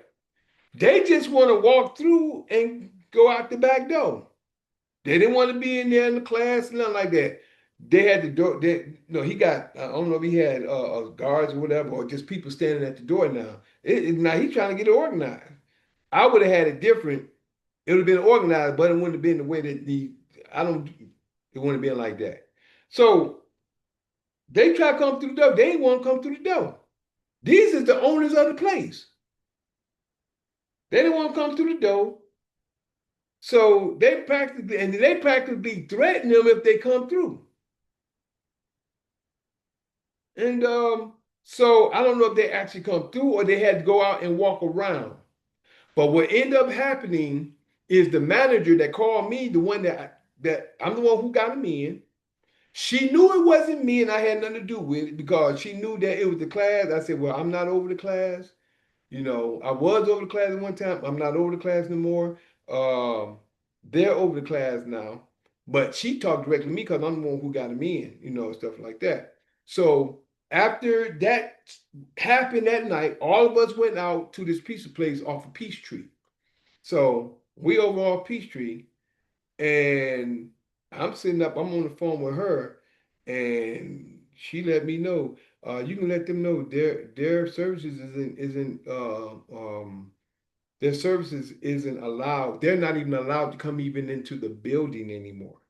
She said, "You're good. You can still do your dance class because you had nothing to do with that. You wasn't in the. I wasn't in the mix. I didn't have nothing to do with it. That was them now. They took everything over. They got kicked out of the building." And this is what made me realize. And I did realize this: when the Father got something for you, Can't nobody do it no different than the way the Father have you to do it. They can't do it no better. They can't do it no worse. Whatever the Father have for you is for you. I already know that. I've been to too many situations to see it and understand it. I don't care how knowledgeable that brother was. I'm the one who put everything together. You know, he could have been, I ain't gonna say replaced, but somebody else could have been in the place that he could have been because I was already looking for somebody. But An brought him. So, but then now afterwards is now, like I said, he was trying to get us to do the UCC. Now afterwards, now these people are going to jail. I'm hearing about people going to jail now because of certain things that he shared with them. Certain people going to jail because they did something that they weren't supposed to do, or I don't know. I'm not going no more. They done moved on. I'm doing my own thing now. I'm still doing my alkaline water. I'm still on the knowledge. I still got my DVDs and stuff like that, but I have separated from them. But he ended up getting in contact with somebody that I knew that they moved their facility from there over to near the East Point area, right across from the train station. And I think I still got their information and stuff right now. If they still there, I don't know. But like I said, I keep numbers, I keep information. And they was there with them for about 3 months. I think I ended up going up in there and just sitting down. And it's like people was shocked that I was there. I don't have no enemies. I didn't make no enemies. I didn't put you out. You did that. So, but I was trying to warn some people, even on at one time. I said, on. And sometimes it's like a spirit that was blocking him from hearing me. I said, listen, I'm trying to tell you, man, you just jealous. You just this, whatever. He wouldn't listen. It's like, John, why you ain't hear this one? I was trying to tell people. Then it got to the point was, like I am now. I ain't gonna say nothing. Stop talking to people. I say, hey, how you doing? What's going on? Some people speak whatever. Then they start coming to me. Man, did you know this person, this and that happened? Did you know this and that happened? I said, for real, I'll tell them quick. I try to tell you. I want to listen. The next thing you know, I start coming. Mike, do you know that? I said, I tried to tell you, didn't I? You wouldn't listen, but I tried to tell you. You had to find out for yourself. That ended up happening. So going on with my life, you know, that was 2009, 2010. Then this was when me, Zen, and Zen. I'm still with Desiree, but long distance relationship. Me, Zen, and Tay, we end up finding a house in East Point. We end up finding a house in East Point, right? Tell the truth. You know me, I'm a daddy be known. And I'm doing this for my memory. I don't know who all listening, but this for my memory. We get a house, right? We get a house in East Point. Nice house, think it was 3 bedroom. Yep. Zen, Tay, and mine. Yep. 3 bedroom house. Nice house. You know what I'm saying? End up, I think the lights went out. Something happened. We didn't have no lights for whatever reason, right? I had one of them light bulb, what's called, I can say transform, whatever, but cut the light on. We would have light at night and we'd take it off during the day, save electricity or what have you. But we was there and, and we was good. We was good there for a minute. And I still was at the Four Corners of the Earth Marketplace. I think it was 2009 or 2010 when Michael Jackson passed, when they say Michael Jackson passed, I think it was around that time. 2009, 2010, I remember because I was in the little 5 Point at that time. I'm just trying to remember the little situations I can remember so far. Excuse me. So we ended up getting a house and we had some bongos. One of the brothers that I knew, he stayed with us for a quick minute. And another brother stayed with us for a quick minute too. We always trying to help our people out. One brother we were actually, well, this just another MCAT.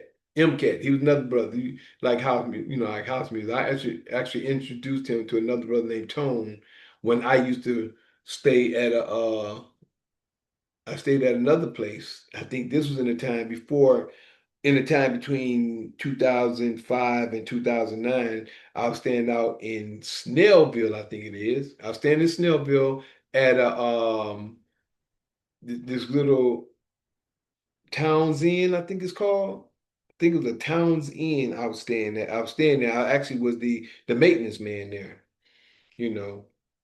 And this was I might as well say this now because I may have missed it, but I'm gonna put this in there. I think it was between 2007 and 2010 because like I had been bouncing around because I'm going through my punishment of when I first got my first apartment and I allowed someone in that shouldn't be there, not knowing, trying to help people, not knowing that I'm helping somebody that may have been getting whooped by the creator. And so now, after that apartment, now I'm here and there. So I'm at this just want to put this in there. This I don't know, it was in town suite, I think it was called, what have you, but it was like down, it's like it was on, what did I just call it? Small.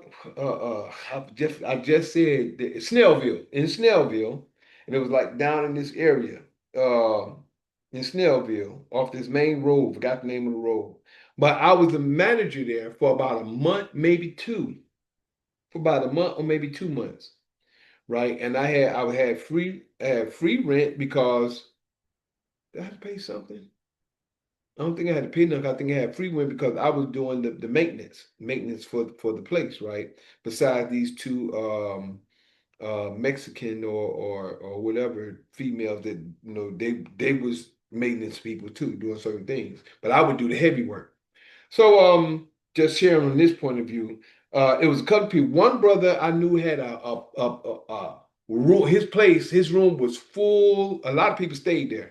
His place was full of paper. He had knowledgeable papers all over the place. I mean, he had everything, but he put it in paper, like Chris.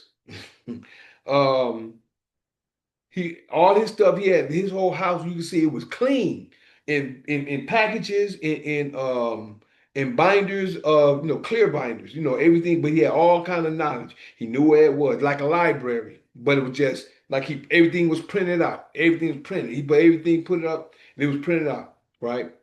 Um, that's one brother. This is another brother named Tony.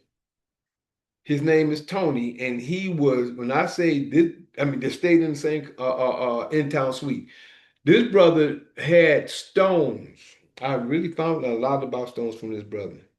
This brother had stones. He had, I mean, when I say what do you call it? It was something. It was big. He had a big old stone, from my chest coming out here, about that thick and sitting up here, and he had stones and crystals all around the house. That's when I really, really started finding out about stones in general, not just looking at it and finding out about it. Matter of fact, he's one that turned me on to stone. The DVD with Dr. Emoto, Messages in Water, gave me understanding about music, words, and things like that. He and me, when I got there, that's when I started learning about the stones. So yeah, I say he was actually mailing and he was collecting stones from around the world. This brother collected stones from around the world, and I believe he was selling them as well. But that was his thing. And I learned about that. I learned about those things from him.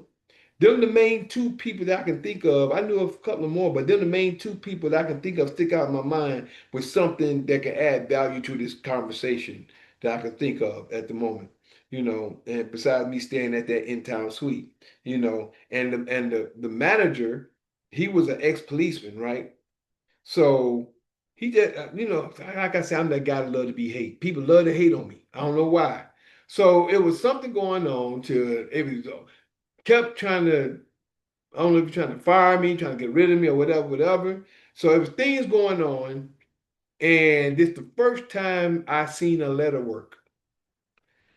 I used to go back and forth to Atlanta. Remember, I was telling y'all about me and Kaya, and we would go back and forth, not to Atlanta, we go back and forth to Mississippi. because we had conferences there, we had family there. We would go back and forth to Mississippi. So at this one point in time, I think he was trying to fire me or trying to say something. I said, well, I'm about to go on a vacation or whatever. And whatever happened, it was some controversy going on between me and the brother. And he's probably an ex-police officer, right? So I ended up writing a letter. I read a letter to, and this is the first time I ever did this. I wrote it to the CEO. I wrote it to the CEO, the manager. It was four different entities, not like what we do in the executive office, but like what we do in the executive office. Four different entities. I think it was the vice president or the vice whoever was for the company, the vice president, the president, the I'm gonna say the attorney general, the district manager, and the managers, all them, because you're supposed to go stair step, but you're supposed to do it. What do you call it? You're supposed to go in chain of command. So before I left, I melted all of them off. It was a letter. I wrote out a letter, made copies. I melted all of them to all of them. I was gone for about a week. It was either a week or a month. And I thought I was going long enough. When I came back, they said they had just got he was mad. He said he just got the letter on him. And this, and I think they was getting ready to fire him because of what I wrote. Whatever I wrote, I had my documents. That's the first. Thank you, Father. Showing me some things I did already and how it was implemented compared to what's going on right to the things I know today. So I did that then, not knowing what I was going to do and didn't even know what I was doing, but I did it. And I don't know if it fired. I think he got fired behind that. And it was in nowhere. It was in no man's land, as far as I'm concerned, because don't no buses run out there in Snellville. Don't no buses run out there. So unless they've started now, but that's where Tony ended up moving to from there to somewhere else out that way years later. That's when I ended up taking NCAP.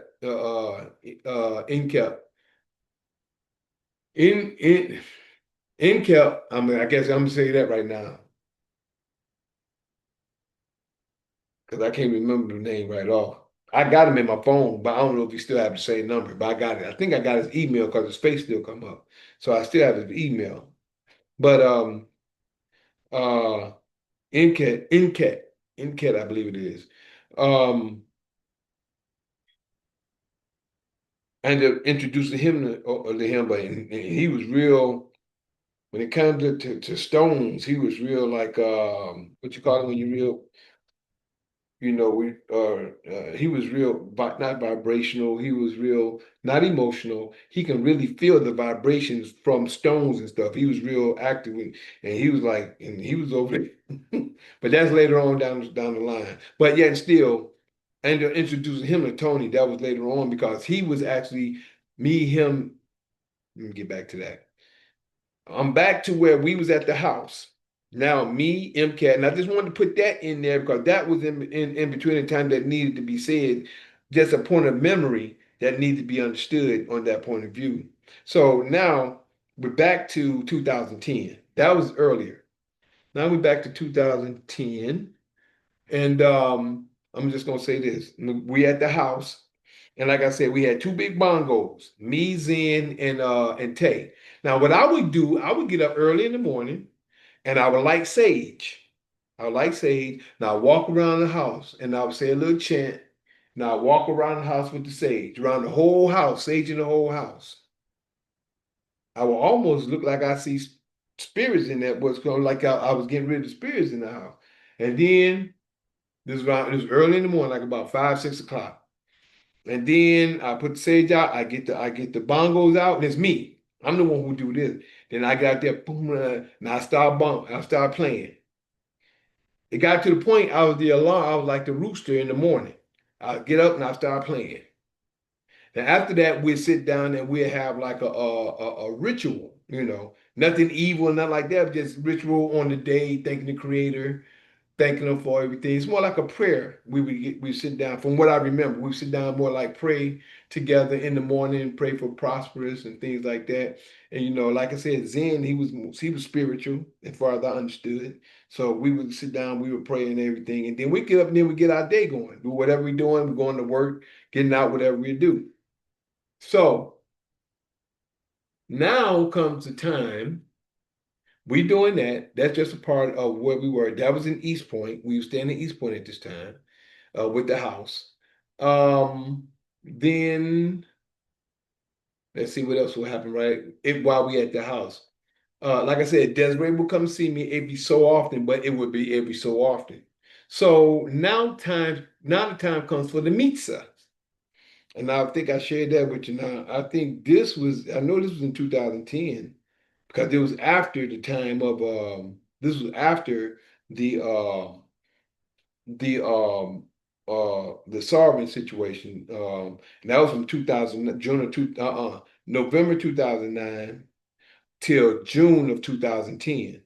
Now this is afterwards around this time, and I remember going to visit them in August of 2010 when they had at their new place. I think it was in August, I believe it was, and I was still trying to talk to them about that. But now I was just sharing. Now it's in 2010. We have we have a house, and this is going into the winter. Yeah, yeah. I think this was going before the winter, before going into the winter, and it was before the winter because it was like around September. I remember this all in late August, beginning of September, around this time, 2010, and I remember that we went to a mitzvah, and I think I shared this last week. Zen actually, a mitzvah is something like Sixth Sense and also a seance, but it's not. It was like where we were. It was like we were coming. I was like, "What's this? What is this?" Zen invited me to come. I went to check it out, and we would be there, and I would sit back. Now I'm just telling you my story, stuff I've been through. Now, compared to where I am today, this is stuff I just went through. Not saying I was worshiping or nothing. Definitely wasn't worshiping none of this stuff. But this is just things I went through and have experienced. So just to let the people know, if anybody think, oh, you're doing devil, see, people judge too much. When you go through life, and this is one thing I gotta say, when you go through life, you go through life. Some things you know, some things you don't know, some things you end up coming upon, not realizing what it is until you go through it. And we all go through that. Just like somebody got on crack, knowing they didn't want to get on crack. Somebody smoked something, whatever it is. So people judge.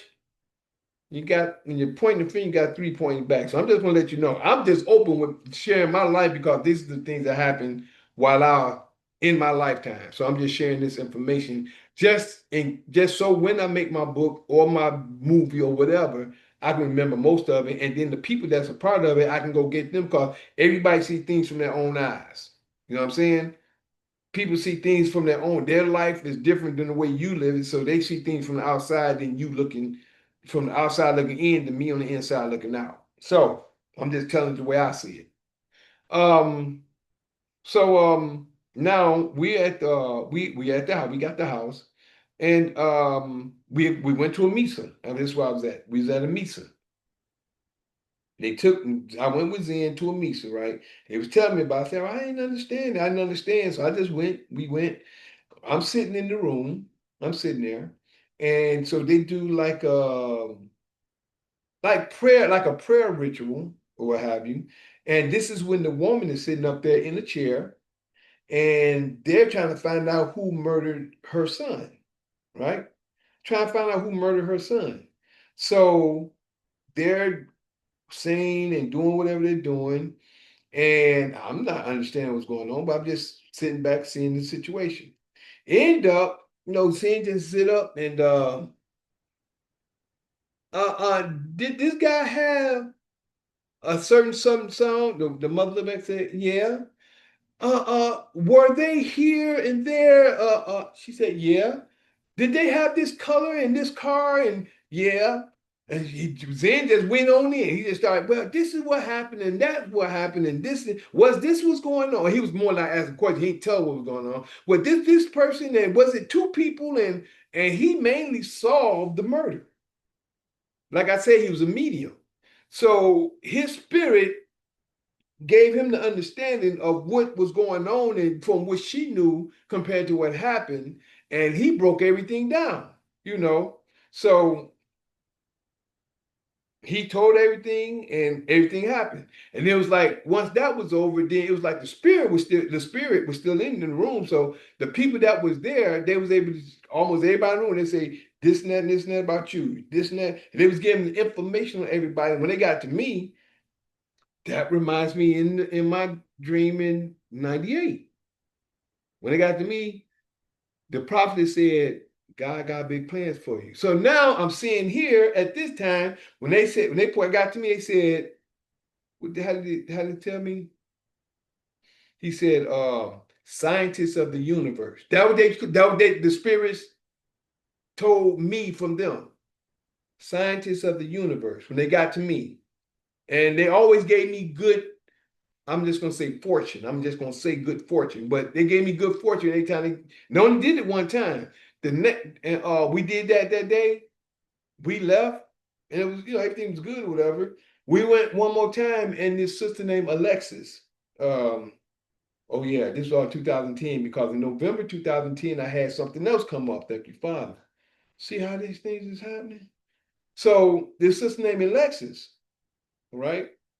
Uh, she happened to be out in front of my store one day, in front of my, we had just closed up. She was just standing outside, wasn't doing nothing. I seen her, I see a lot of people, but I don't remember names much. And I don't remember. I so much going on. I know a lot. I see a lot, and something that I remember. A lot of people knew me compared to me remembering them. If you understand what I'm saying, and not to be disrespectful about it. It's a lot of things that I see and people I see, and sometimes I see them, I have to sit and talk to them for a minute, and then sometimes it just come back to my mind. Oh, okay, I remember who you are now, but sometimes it just had to take a while for a minute. So this sister named Alexis, right? Um, she was in front of Four Corners of the Earth Marketplace. We were just about to go to the Misa for the second time. Now, this time, I think I shared last week about Daryl making me in a medallion, a rose quartz medallion. He was good with twisting, and I wished I'd have learned that from him because it was beautiful. He used a real craft, artmanship, beauty, the way he wrapped the stones and crystals and stuff. It was art, really art. You can sell them. You can sell this the way he wrapped them up. You can sell them like you selling a diamond ring. They was perfect. They were beautiful the way he wrapped them up. So he actually gave me that. He gifted me or gave me that, right? So Daryl, real cool. So I had that on. I was wearing it most of the time. She ended up going to the Misa with me, Zen, and us, and his brother named Josie, Josie or Josie or Joseph or Juan. I think his name is Juan. Juan. Yeah. On Instagram they call him Voodoo Priest, I believe, right now. But we went to the house, and it was at his house actually. It was at his house. And at the time, I didn't know nothing about no voodoo or nothing like that. Like I said, it was just to me, it was just coming. And from what happened the first time, I was really impressed, and I was like, "Well, I didn't understand what's going on." But hey, so they did like the prayer ritual again, what have you, the way they did, and they to the Mother Mary or whatever. That's nothing had nothing to do with me. I'm just there. So got around. And they gave me good fortune again, but I forgot what that one was. But I wanted to write it down, but I ain't had nothing to write it down and remember. And then, but when they got to Alexis, they were pointing at me saying, because the woman couldn't speak English, she speak Mexican. Whatever it was, it kept pointing to my rose quartz to give it to her. But I said, this is a gift to me. I didn't want to give it to her. But also I understood that when you get stones, stones be with you for a time. This is what was told to me. Stones are with you for a time until their time is done with you, and they move on, just like people. So when the woman, this was told to me long before this point in time, I understood that, and that was taught to me. So when she pointed at the stone and said for her, I said, okay, I'm just gonna let her keep it. I didn't want her to have it. So excuse me. So I gave it to her, and that night from there, we all hung and stuff like that, talked, and there was another sister as well. I think I was telling about as well. But we all hung or whatever. They actually came back to the house to spend the night. Her, another friend, another female friend, and Alexis. So and me and Alexis, we just got cool from that point. I'm gonna say that much. We got cool from that point. And from that point, me and Alexis, we was cool ever since. We were tight. You know what I'm saying? So when me and Alexis was tight from that point on, she would come over to the house or what have you. Desiree wasn't nowhere around. And, me and Desiree, when we'd talk here and there. But like I said, but it wasn't too long, maybe that following weekend or next following week or weekend. Now Alexis understood about, more than one woman. She understood that. Matter of fact, a few women in Atlanta understand and know that in the area of the town where I'm at. And I can say everybody out there, but in every town where I was at, a lot of, you just understand the culture. So some do. Everybody's not like that, just a few. So she knew that I was with Desiree. I told her about it, what have you. Um, so Desiree ended up coming to visit, right? So I'm outside. She visited at our house. She in the house, and I'm outside. I think I don't know if I was. I washed Desiree's car, and I also washed Alexis' car. Now at the time, I didn't tell her yet that me and Alexis was cool. I didn't tell her yet, but whatever. We hung for a minute, what have you. But I didn't want to hurt her neither because she was beautiful to me. Not just beautiful in spirit. She just not just beautiful in looks. She was beautiful in spirit as well. But she didn't want to be with me to be with me. She wanted to be out there. I'm here. You know. So I let her know. I said, you know, and that wasn't the first time I told her that because that was the second, mm, if maybe the third time, but that may have been the second time I told her I was with somebody. Like I said, I'm honest. When I broke that barrier in Atlanta, I mean not Atlanta, in Germany with Karen, I can tell a woman. But like I said, she wasn't with me. If she'd have been in Atlanta, it wouldn't have happened. But it happened. So when she came, I washed her car, I washed Alexa's car, and everything was cool. And then when I told her, I don't know if it wasn't that day, but it was a little later. But it was on my mind to let her know, just like it was on my mind to let Karen know. So I let her know. Thing right here. So I let her know. She was hurt, you know. She was hurt, and I didn't want to hurt her as well because, like I said, I loved Desiree, but Desiree, as far as I'm concerned, she just, she didn't want to be with me fully. She wanted to come and build with me. She wanted to be where she is. So, I mean, I can't stop my life. That's why I put it like that. I can't stop my life for somebody to want to have a long distance relationship and not know where it's going to go. And a lot of other things that she wanted me to do that she didn't want to do. You know what I'm saying? So, but the spirit had already been trying to tell me to let her go anyway. Long time, but it was just that I was connected with her, trying to get rid of her, couldn't for whatever reason. And to me, she's beautiful. And I'm surprised when I first told her she didn't just move, but she stayed. So Who knows? But the whole point is, I remember the spirit was, but it is what it is. So I let her know, and she cried or whatever, whatever. But she was still here, still there at the time. That is, So she accepted it. We still had a relationship, long distance, not knowing what she's doing. And if she did, I think she did do something once that she did tell me about. I don't know if she's doing that to get back or that was later on though. But she said that this happened. So whatever happened, that's what it was at that time. But the relationship was long distance. And I think that was later on as well. But it wasn't around that time. So relationship kept going on as it was. She was hurt, but she got over it. We was good. Um, Me and Alex was still cool. Alexis ended up moving to New York. She ended up moving to New York. But while she's in New York, and this is what I was gonna say, and she was on point with this, and I really respected her for it. Not respected, but I really, yeah, respected, but liked her for this as well.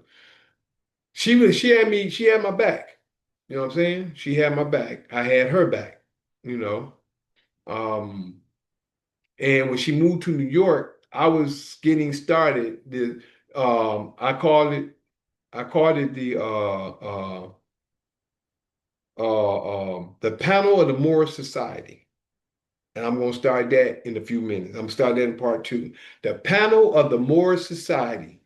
That is what I had. I had a conference in November of 2010. Man, this November is getting strong now, understanding it. So other than that, I'm gonna pause Zoom. I'm glad my boy G1 in with us tonight. Um, I'm gonna pause Zoom, and other than that, we'll be right back with Zoom with the full version, and we'll be right back, and I'm start part two with the panel of the Moorish Society. All right. Greetings, greetings, greetings, family, friends, and the world. This is Mikael, Eric Harris, better known as the Juice, also known as the Alkaline Water Guy. How is everyone doing this beautiful night? This is part two of Fight Fire with Truth. That's Fight Fire with Truth. This is open conversation. And tonight I'm doing Life of Mikael, question and answer 15 and 16. Question and answer 15 and 16. This is part two, which is part 16. This is part two, and I'm just going over my life, just sharing this information. Been doing it for the last few Sundays to come out, let be known, and just share my information. So just in case if I decide to do a book or a movie or anything like that on it, I'm just going over it. And as I'm going over it, things are clicking back as well, clicking back in time. So by me doing this, I'm just going over certain details of my life. So, like I said, I can place it in a book or just have memoirs of it when the time comes, or make a movie or have you. Just to share, excuse me, just to share not only with you but with myself because this is how, and it's like I said, it's a lot more that's to it that may not be said because there's a lot that may be missing in between the lines, but I'm just trying to remember most of the things at this point in time. So I'm going over it. Sometimes I may be at a certain point, I may go back because something I remember to try to put it in and then come back. So other than that, I just got done speaking on um, the relationship with with Alexis, Desiree, and me, Zen, and Tay having a home together in East Point, of Atlanta or East Point, Georgia. I'm saying Atlanta because everybody say Atlanta, they're close to it. But at East Point, excuse me, in East Point, we have a house and you know, um like I said, I shared a lot of things going on. Getting up in the morning, playing I would play bongos. I would sage the house. Um, Zen was a medium. I shared that. Shared where he in part one, the end near the end of part one. I shared where he well, we went to a mitzvah that they called it. They called it a mitzvah. I didn't understand what it was, but Zen ended up solving a murder. Um, and also the second time we went, Alexis ended up getting wearing the medallion that I was wearing. And then from that point on, we got cool afterwards. I'm just gonna say it like that. We got cool, whatever, and we was real close at that time. Um, things is happening in a lot of people's lives. So certain things happening. So I can only give you what was going on at this point, but things was happening in these in everyone's life at this time. A lot of stuff was going on for each and every one of us. Um, as I was just sharing that now we're moving to the point of late 2010, November of 2010, where I host and put on an event called Panel of the Moorish Society. This was after I had been with Calvin Wakil El Bay. I actually started, but I'm saying we because he was teaching, I was putting it together, and me and Zen, we the main one getting everything together so Calvin can come and teach. But like I said, and I'm gonna say again, if the Creator have something for you, can't nobody do it like you because you are the one. I'm gonna put it like this: you are the one who's anointed to do it. If the Creator have you anointed to do a situation, if you are anointed to do it, it's for you. If someone try to come and take, they see where it's going and they try to take it from you or try to do something like it, whatever, it won't prosper because it's not with. Excuse me. It won't prosper because it's not with the one that the Creator has anointed. So a lot of people go through things. A lot of people are envious and all kinds of things that a certain person is doing.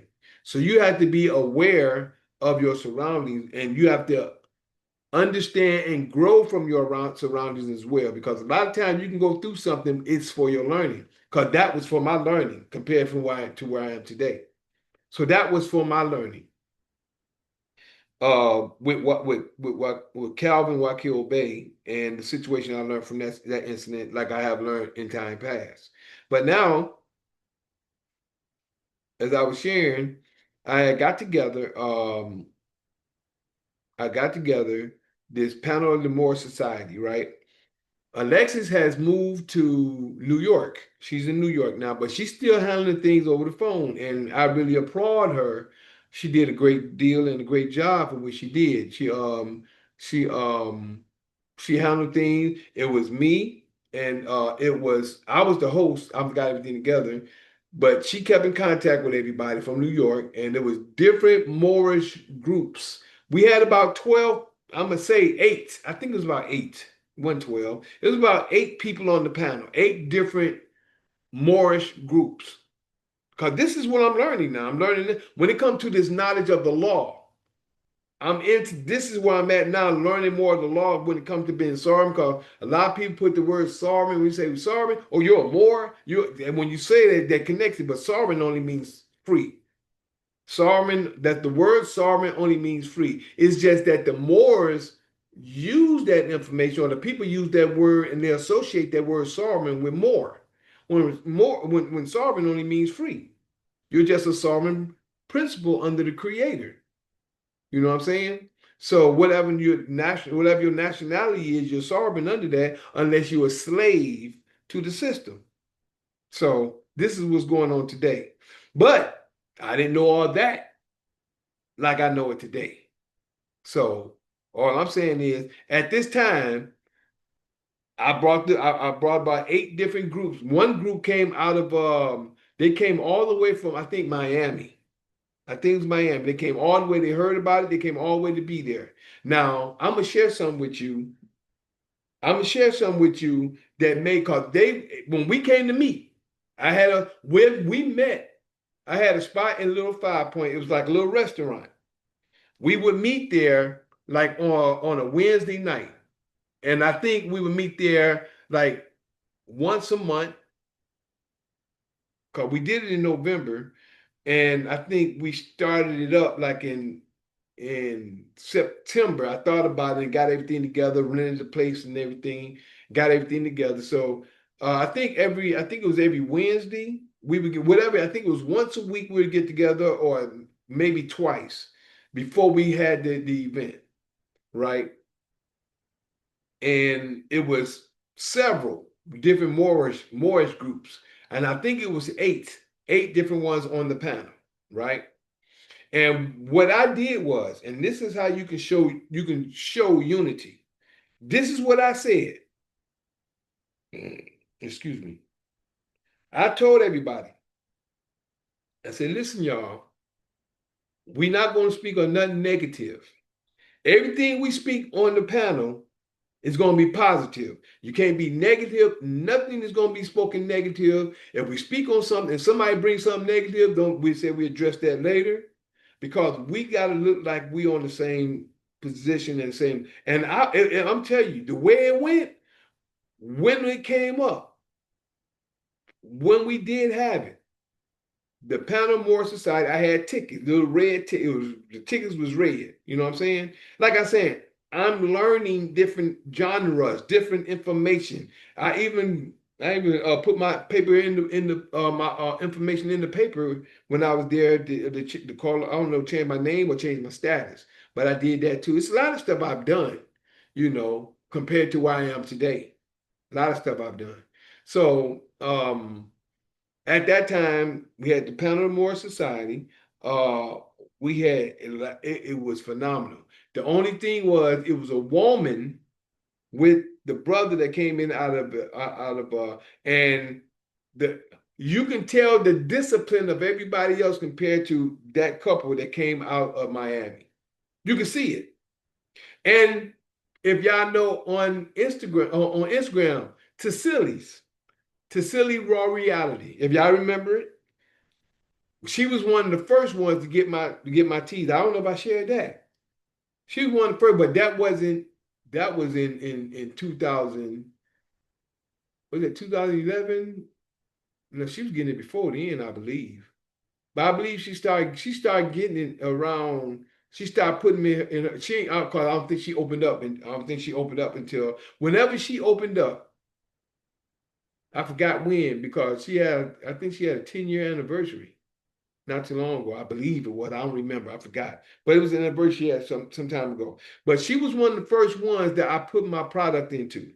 She was the first place that took my product as in an established business. Me and her, we've known each other for quite some time. I remember her meeting her and Jamoki, just putting it out there right now.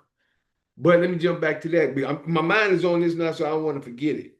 So I'm gonna get back to Panama Society because I brought her name up for a reason. So I'm gonna tell you that, and then I'm gonna come back to panel and I'm gonna tell you the reason why I brought it up. So I think my stuff was already going into her stores at the time. I don't even think she had a place at the time. At the time of the Panama Society, but um,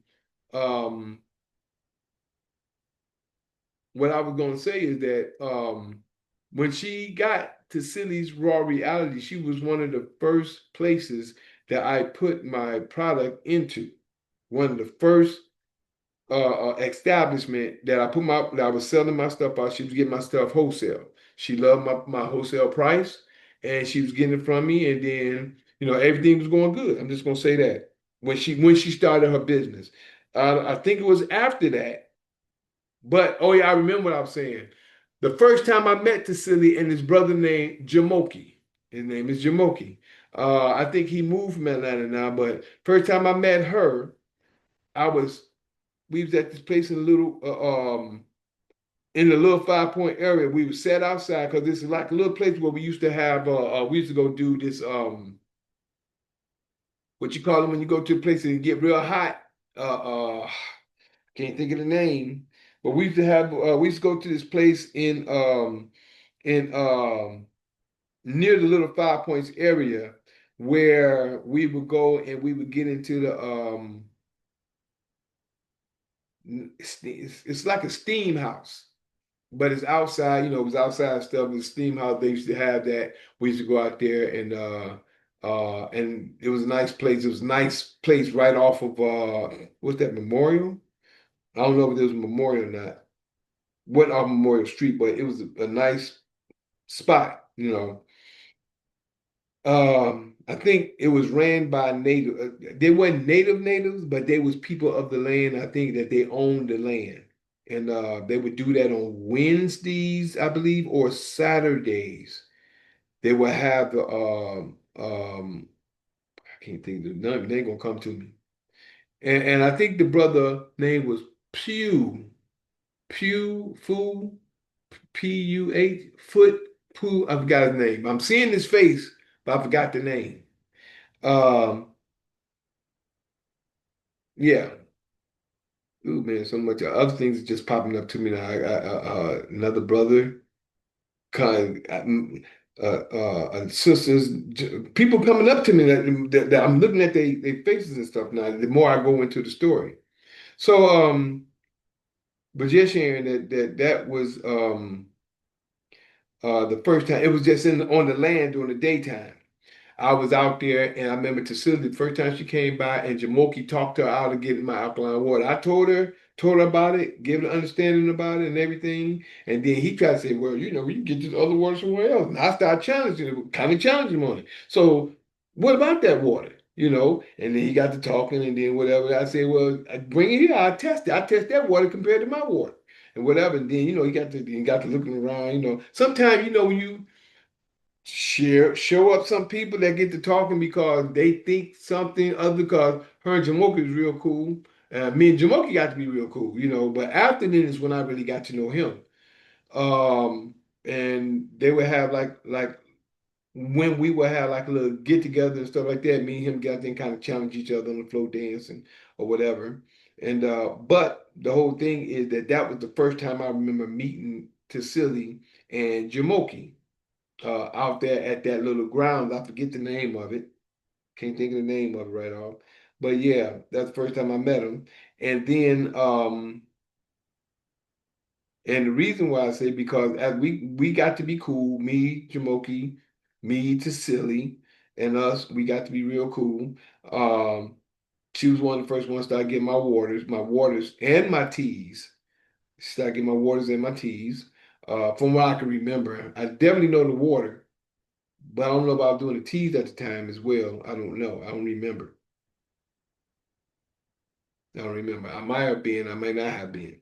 But I know I was doing juices. I know I was doing my juices, my alkaline, my alkaloids, my I almost forgot about even mentioning those. I was doing my alkaloids, my ginger limeade, my hot and spicy ginger limeade. That's hot and spicy is like I'm just gonna say that. I ain't gonna get my ingredients out.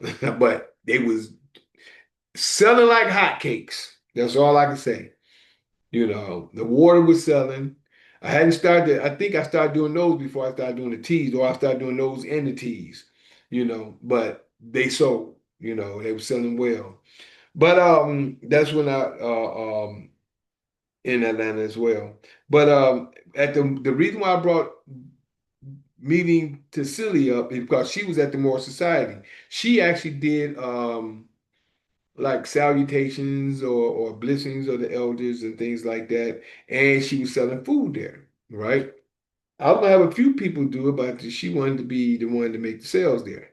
So, um, however it went, but she was making she sold food there, and everybody on the panel, the eight panelists did well, but the one that came out of Miami, as I was sharing, okay, let me hold it for a minute. Yeah. You there, sis? Nicole. Okay, I'm glad. You know what? All this time I'm on here, This mug is still, I had paused it for this group that this guy came on, and I've been holding it in pause all this time. Oh. Every one for you coming on, it has still been on pause. Woo! But I've been talking for man. I've been talking on here for a minute. And sorry about that, everybody on Zoom. Y'all know that when someone come on, I pause it. But whoever came on, I didn't put you back on unpause. So you have to go to Facebook or Instagram to see the full video, or YouTube live. YouTube live part 2. That'll give you the other half of some of the stuff that you may have missed. Man, that's messed up. If I hadn't went, that's the thing. This must still on pause. Dang. Because these people, I had to cut them out because they were trying to bring in, they trying to troll me again. Oh wow. Yeah, trying to troll me. That's why when I tell them to go, oh, I can't open my screen because of this and that. Oh, this guy Michael, do you know this guy Michael? Oh, I bought you. No, I don't know you. No, I Uh-huh. ain't letting him in. And then I got rid of him. Trying to come in and mess up my hookup. So Where's other than Cass? that, huh? I don't see Cass on here. No, he didn't come. It's kind Oh, of late. He ain't gonna be on probably till Tuesday. He gonna come in at 6 o'clock Tuesday. okay. He probably gonna come in Tuesday. But G1, he's there. He hasn't said anything, but he's online. Okay. Yeah. So back to my story, as I was sharing about where was I at? Dang boy, that just threw me off. Me not being paused. The whole thing. Well, I still got it on the other 3 on the part 2. That's why I just tell everybody you can go to part 1 and part 2 on video. I mean on live. So I missed a lot on that there. So it's gonna be shorter than I expected while I'm speaking. But other than that, as I'm saying, now I'm back into 2011. I shared about me with the alkaline water. Alkaline water. I shared that. Also, I shared when I told Tay and I told MCAT that I was gonna move out the apartment the end of June. Oh yeah, I'm glad I got right here. The end of June, I told them I was gonna move out of the apartment, and then right after that, right after that, after I moved out, after I moved out of the apartment, well, not that I moved, the brother told me that I was supposed to be living with. He gonna tell me, well, my son said he gonna stay with me. I said, bro, I already told you, brother, I was gonna move out. Well, bro, just ask me, can you stay? But just okay. I said, bro, I already gave them my word that I was moving. See, I try to keep my word. I said, I gave them my word that I was moving out. And man, I ain't got nowhere to stay. He said, well, bro, I don't know, bro, man. This my son gonna stay. You told me, he said, I think his son's on drugs or something like that. He said that no matter what, he said he's done with his son keep playing games or whatever, whatever. He said, I said, bro, okay, cool. So, but he gave me his word, and I told him, brother, listen, I'm telling you, I'm about to move out. And I told him I'm moving. So end up, I'll move out. I'll move out. And like I said, I think I put it in storage. I had to put my stuff in storage. And now that I move out, I don't have nowhere to stay. So now I'm actually in the street. I'm really homeless. When I say homeless, no roof, actually, right? I had some clothes. But I didn't carry around nothing like that. But I still had my place of business. Nobody knew I was like that. I had my place of business. I kept my clothes clean. I go to the laundromat, keep my clothes clean, and then I would just at one point in time I was sleeping under the bushes in the street, like at certain places like some bushes. I lay up under it. I go to sleep there, and I did that for like about maybe a few weeks. I did that for a few weeks, for maybe say most of July. My phone was still on. I was still making money.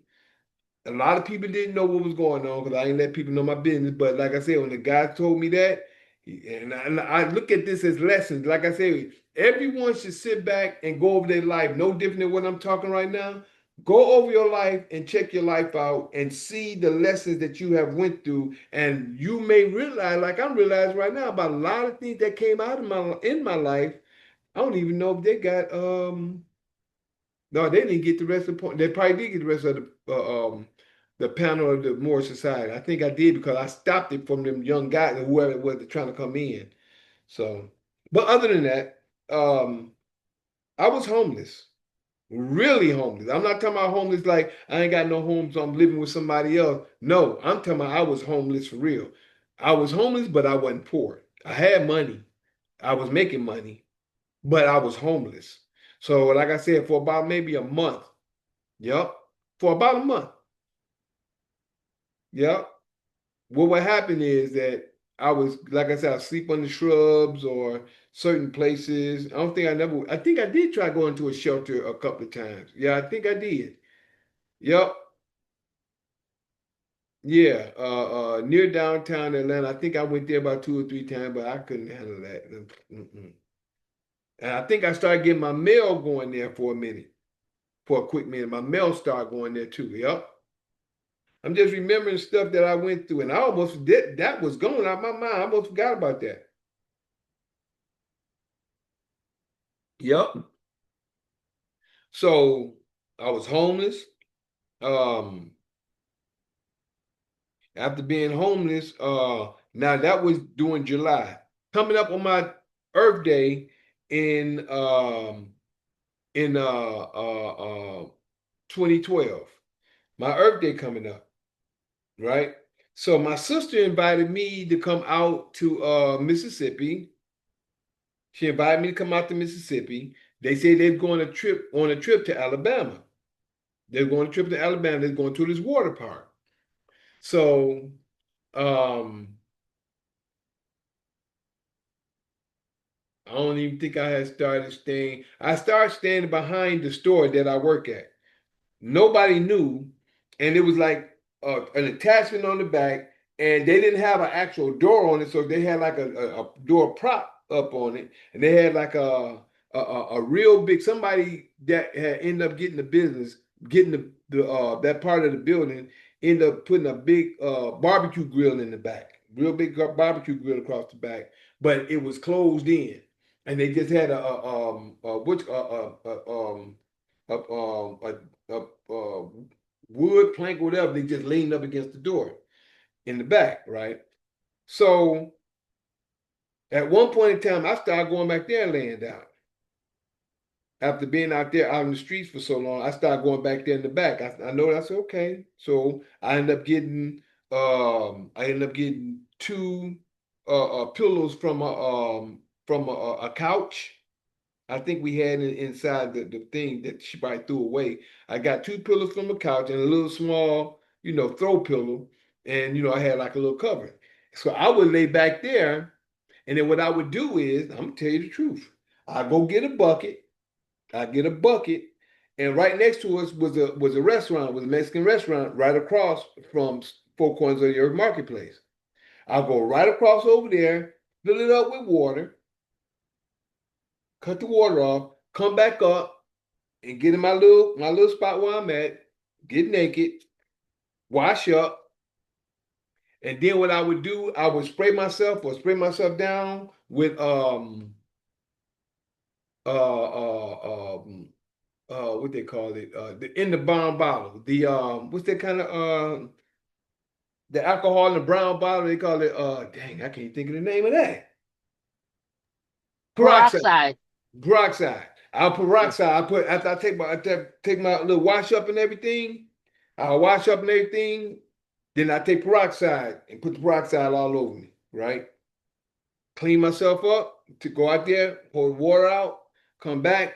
I would put my clothes on stuff first. Go out there, pour the water out. Then I just start my day.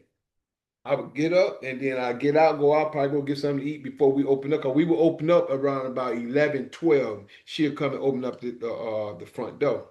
She didn't know I was back there for some time. I think that was after I made it back, but um, and at this time, my Earth Day is coming up, and we all went to some water park in Alabama. Like I said, my sister invited me to come back home. My sister told me to come home, so we all went back home. I went back home to Mississippi. It wasn't my home, but that was one of my homes now, because this is my home, Detroit. But I ended up going back to Mississippi to where my family at. We all got together. We ended up riding out to Alabama to a water park. Had a great time. Excuse me, had a great time. And that was for my Earth Day. Great time, right? Not for my Earth Day, but it was on my Earth Day that we did it, which was August, around August 7th. I make it back. I think we made it back. And then I come back. I made it home on the 8th, right? So I made it home on the 8th. I didn't want to go. It was kind of raining. So I went to my cousin's house. So I go to my cousin's house, Butch, that I shared with y'all before. I go to my cousin's house and I go over there and I just wanted to rest and just wanted to sit back and I just getting back home from Mississippi. I went to Mississippi, went to the water park, had a great time as a great family. We had a big picture with all of us as well. Make it back home. I come back, I come back to the when I get home, I don't even think I went straight back to the what's called. That's why I went straight to my cousin because it was kind of cold. It was cold outside. So So I go to my cousin. I called Button and told him I'm gonna come out. Or I don't know if I just popped up or whatever. So um, I said, Butch, you mind if I stay here tonight, whatever, or if I can just chill with you? He said, yeah, come on in, whatever. And I'm sitting down. Now, mind you, he didn't stay with me several times. He didn't came to stay with me when I was in Mississippi 3 times. I was in Mississippi. He came to Mississippi, stayed with me by myself twice. He stayed in my apartment with me twice because he came to Mississippi once, went to Atlanta, back to Detroit, came back to Mississippi again with me is when he met his wife. He went to Atlanta, what have you, came back, went back to Detroit. Now I'm with my quote unquote children's mother. We were supposed to be quote unquote married under the Hebrew Israelite way of life. But I had my children with me. I had my children with me, and we gave him a room. This the third time. Now it's not only him; it's him, his wife, new wife that he met with me the last time in Mississippi, and now he got him, his wife, and I think his oldest, well, his youngest, oldest girl his oldest girl from the woman that he with, his wife he with now.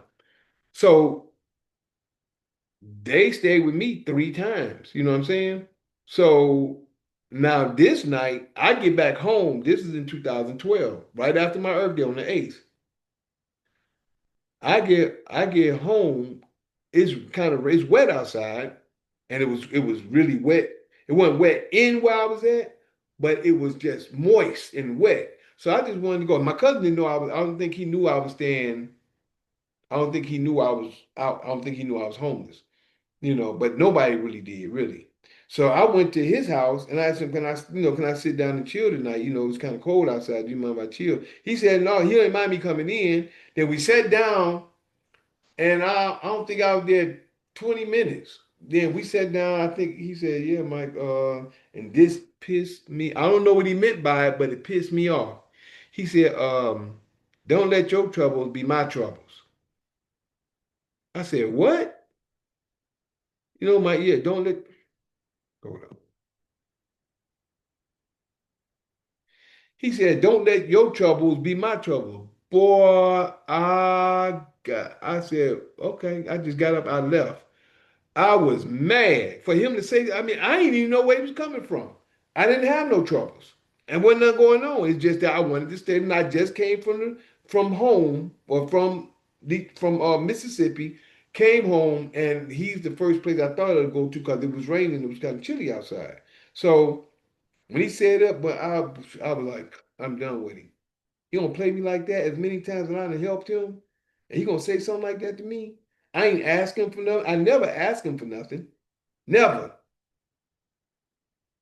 And he would tell only thing I probably asked him is to stay with him when at a certain time I did, but that was the first and only time I did. You know, something crawled in my ear one time when I was staying with him at that time as well. But after then, I would just ask him, can I stay that night? I wasn't trying to stay there, move in or nothing. I wasn't trying to do none of that. But the point is, when he said that, man, this is my cousin. We grew up together and all the stuff we done together and stuff like that. And he gonna say that to me? Don't let my trouble be his trouble. And I'm like, what you talking about? I ain't got no trouble as far as I'm concerned. I'm just homeless right now that you don't know nothing about. Boy, I was hot. I left. Now I'm walking to the house and somebody was out in the street fighting, and I remember hearing the gunshot. I remember just laying down getting down by a brick wall, a little small brick wall. Uh, I think that was located over there off of Metropolitan, on up the street though, on up the way. Um, but I remember laying down up under there, and then I got up. Then I just came back. I think that's when I was standing in the back of the thing. So I went back there and just laid down anyway. But I was done with my cousin. Yeah, I was pissed. So hmm, another person just came to mind. So after that, made it back. So now I remember, and this is why I remember this clear as day. And like I said, this is around the time in 2011, 2012, when a lot of this, the point of, everybody talking about 2012, 2012, 2012. This is when the new era is supposed to start. The people talk about new world order, a new era, or the whole new situation is supposed to change. Everybody thought the world was coming to the end and everything around that time. I even did because I was studying, but like I said, yep. Yep, my mind was still like that kind of, but it kind of slowed down, but it was still kind of like that. Um, and I had an epiphany, or it was the spirit spoke to me again. Um, I'm trying to remember how did it say it too. It was around the 12th of August, because something happens around this time almost every time as well. Around the 12th of August, around that time. It was after I made it back, a few days later, after my Earth Day. And I remember going to get some bottles. Right? I was getting some gallons. I went across, I wrote up Marta to go and get some gallons. I remember I was at the Kensington station. I hadn't ate nothing all day. I had my bottles and I was heading back towards where I'm at, because I was using the sink I still have my alkaline water machine, but I'm using the sink in the kitchen now. Cosina knew that I think at this time, Cosina knew I was in the back area. She didn't have no problem with it because I had nowhere to stay, But I kept my money up. She was good. She ain't had no problem with it, you know. She ended up coming back there one day, and I was laying back there, and she was shocked that it was me. And I told her, I said, well, I told her what happened. I said, well, I was staying somewhere, and I'm not having where to stay right now, so this is where I'm at. So she didn't have no problem with me being back there. I still stayed clean. Nobody knew nothing. Nobody knew that I was homeless or what have you. Stayed clean, kept myself up. I kept my machine inside uh Four Corners of the Earth Marketplace. I started making my water in the back area, which is in the kitchen area. I started making my water back there. So water was always clean anyway, still make my water inside the place. But I was just didn't have no home at the time. So um now I go get bottles on, I think it's around the 12th of August. And I remember being at Kensington Station and I hadn't ate nothing. And I was down on I was down on my knees, and I was like, I hadn't eaten, so I know I was fasting. And the spirit said, how did the Spirit say it? It said, they're coming for you in 3 months' time. That's what it said.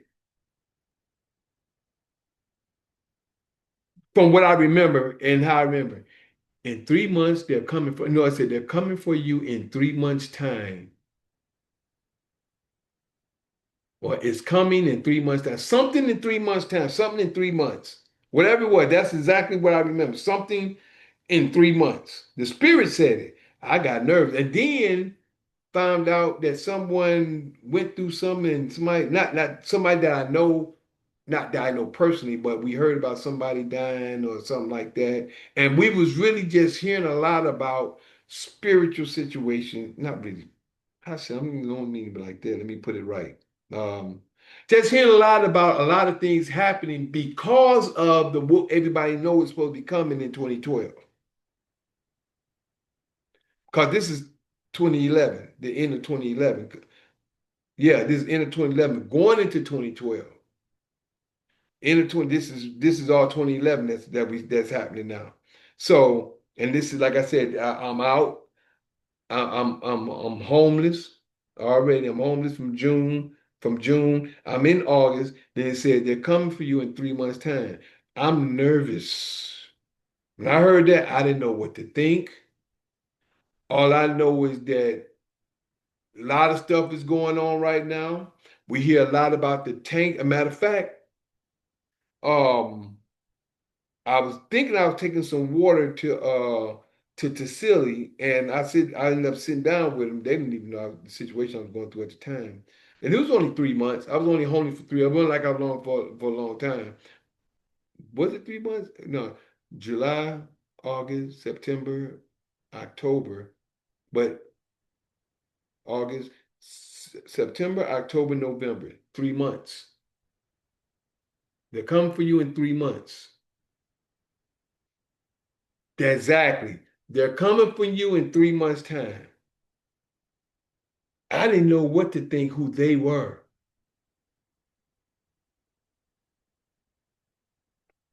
When we get there, I'll tell you. But now I'm nervous. Now I got the jitters. I'm like, oh man, what's gonna happen? No, now I'm trying. I'm getting back to everybody. I'm getting repent, repent, repent for thine obligation. Now I'm back saying that again. What I said when I went to my spiritual awakening in '95. Repent, repent, repent for thine obedience. So I'm back out there saying that, just like that. And when I get done, I go do my work, do what I'm doing. But when I get back out in the street, repent, repent, repent for thine obedience. Right? So now that scared me because I didn't know what was going to happen in that time. 2012 is on the way. Um, there was another spiritual situation that happened to me. I'm like, man, so not knowing what's going to happen, I'm thinking that I'm thinking because I had oh yeah, dang, I forgot to tell you about this dream. Oh man, this was in 2008. That's the reason why this came back. And a lot of other stuff. Oh, I forgot about this dream in 2008. Let me bring this about. And I remember it was in 2008. I remember this. And this dream, I remember, I'm gonna share with you. I remember I was asleep, right? I was asleep. I think I was staying at Obadiah house at this time. But I'm asleep. And and I remember seeing in the dream, I remember it was like, I think I seen, was it 3 parts? But at one point in the dream, I remember like me and somebody, and I remember this other brother, and I remember this other brother. Well, that was later on. There was somebody that danced and stuff. He like Michael Jackson. Oh, that was later on. But I thought that was him because I kept the dream in my mind. I remember somebody was ahead of me and they was running up this hill. You know, like they have like these little mound hills. So I think they was running up the hill. And then we ended up coming back. We was coming around. And then what I remember is we came into this community. And it was all brick community. And it looked like a lot of graffiti was everywhere. And they had a flagpole and graffiti. It was still dark, like going and like breaking of day. And it was a flagpole. in the middle of it, and I remember seeing it on a sign on side of the building that said private community. Private community. Look at that. Boy, private community. Dang, I told you all this stuff is coming together for a reason. On the side of it, it said private community. So I wanted to get away because I wanted to get out because I said, if it's private, we ain't supposed to be here. And we ain't no good. We seen graffiti out there, but we end up, me and the young man, or whoever was with me, it was like a wall, like a small wall. It was a brick wall. We stepped over the wall to come to get out of the private. It was all this was brick, the red brick. The whole community was brick and stuff like that, brick. And they said private community. It looked like we said we seen graffiti and whatever, like it was a celebration or something going on there. But we walked and we stepped outside of the brick wall and we walked down the side because it was a garden. It was a garden on the outside of the brick wall. We stepped over the brick wall and we walked down and we got in the path. We came out. When we came out, as we come out, we heard this sign. Thank you, Father, for bringing us back. I heard this siren.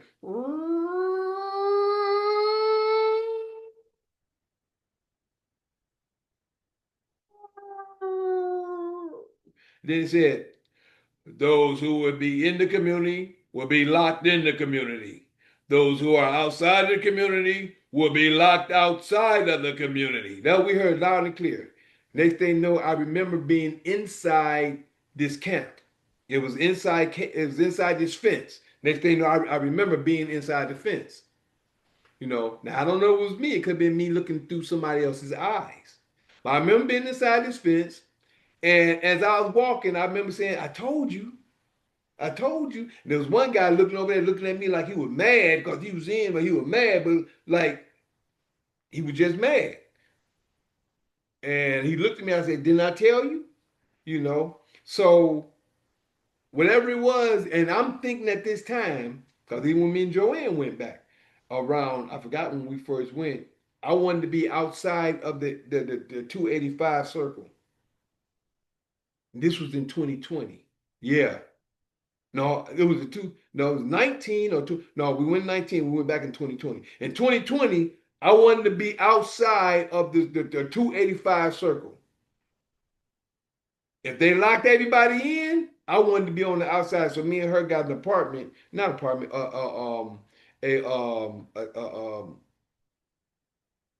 what they call them? Not the thing they got today. They got not the hotels exactly, but like an in-town suite, a suite type of situation. We rented that on the outside of the 285 in Norcross area. I believe it was in Norcross area.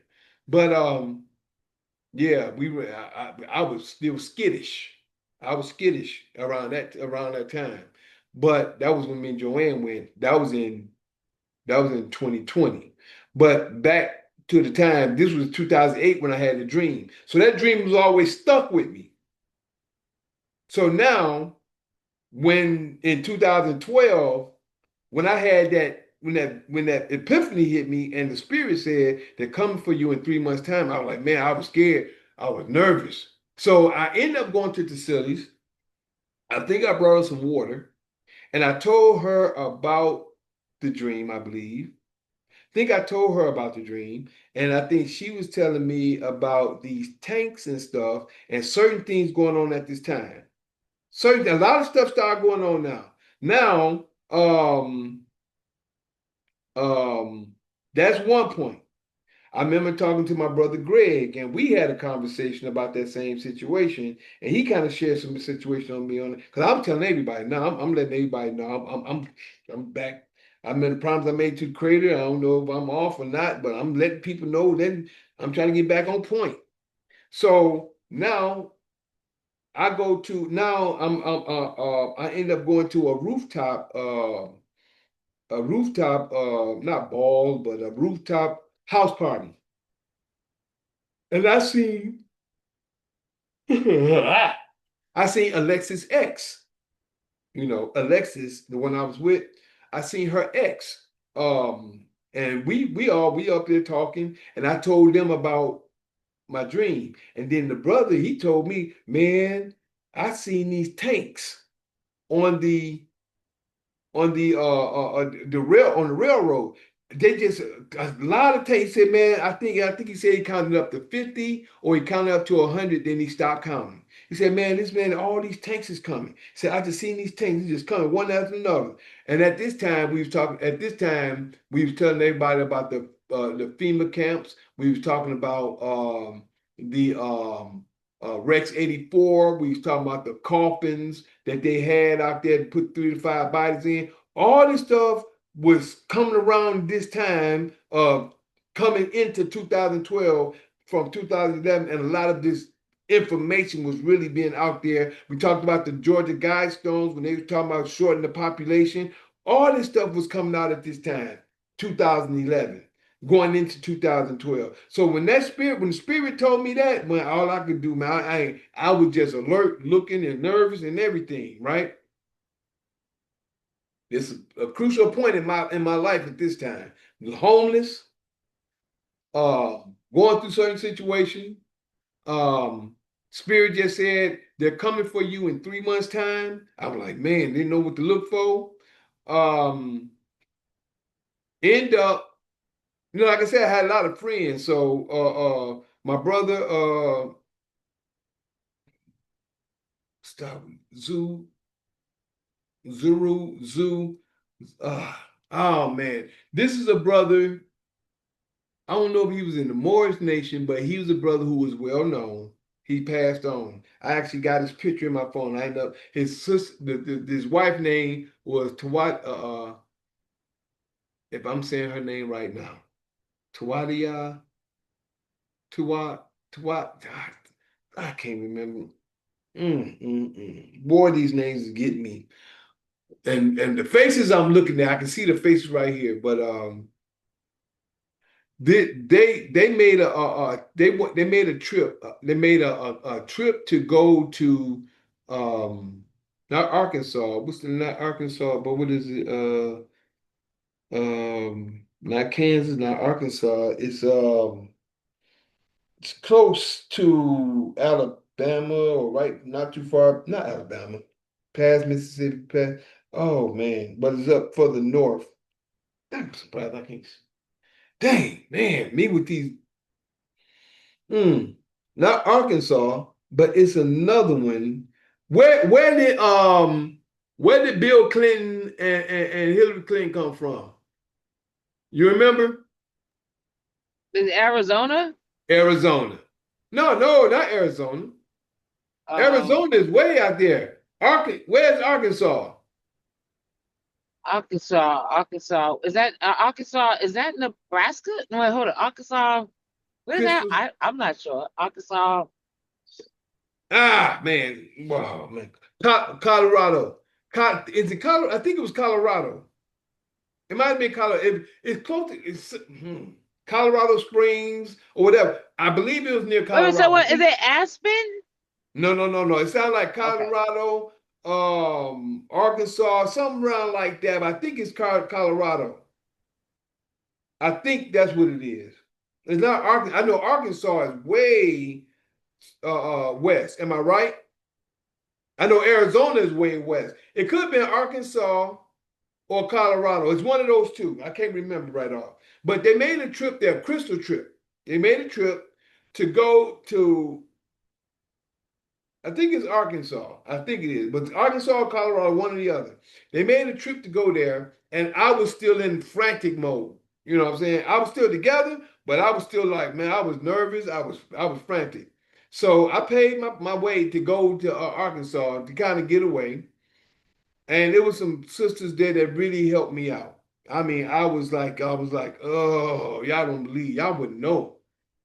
I was in frantic mode, not knowing what's coming. Just know when the spirit says something, I already I understand. Spirit is going to lead and guide or say what's going to say is going to happen.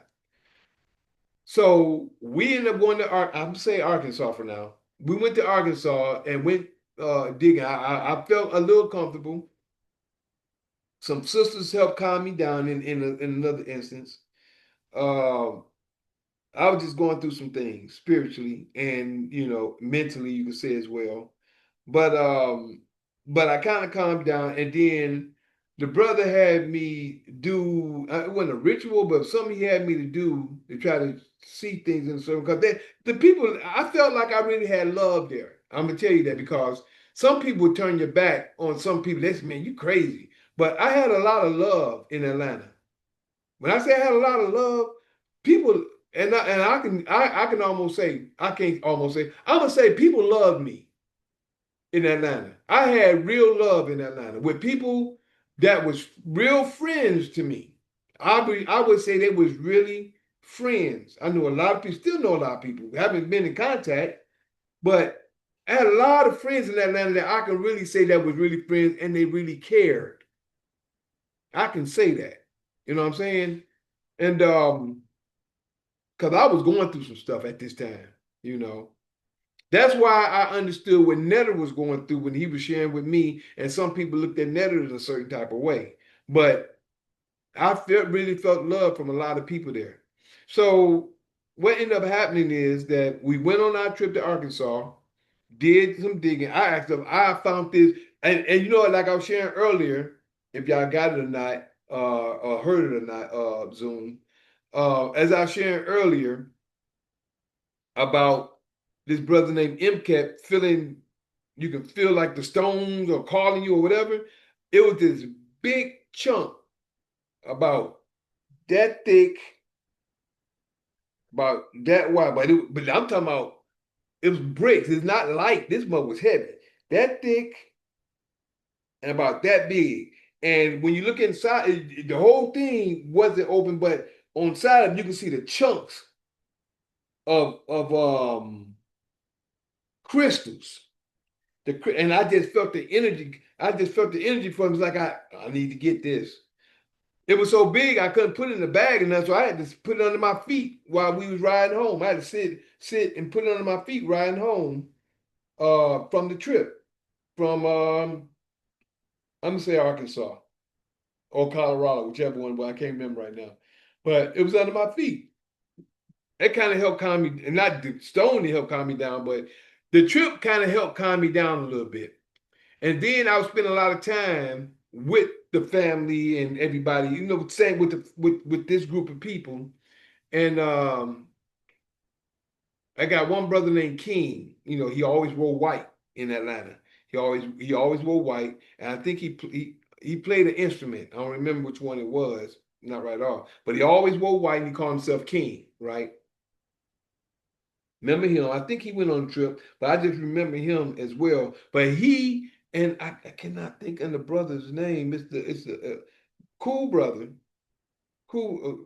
Him and Tawa, not Tawa.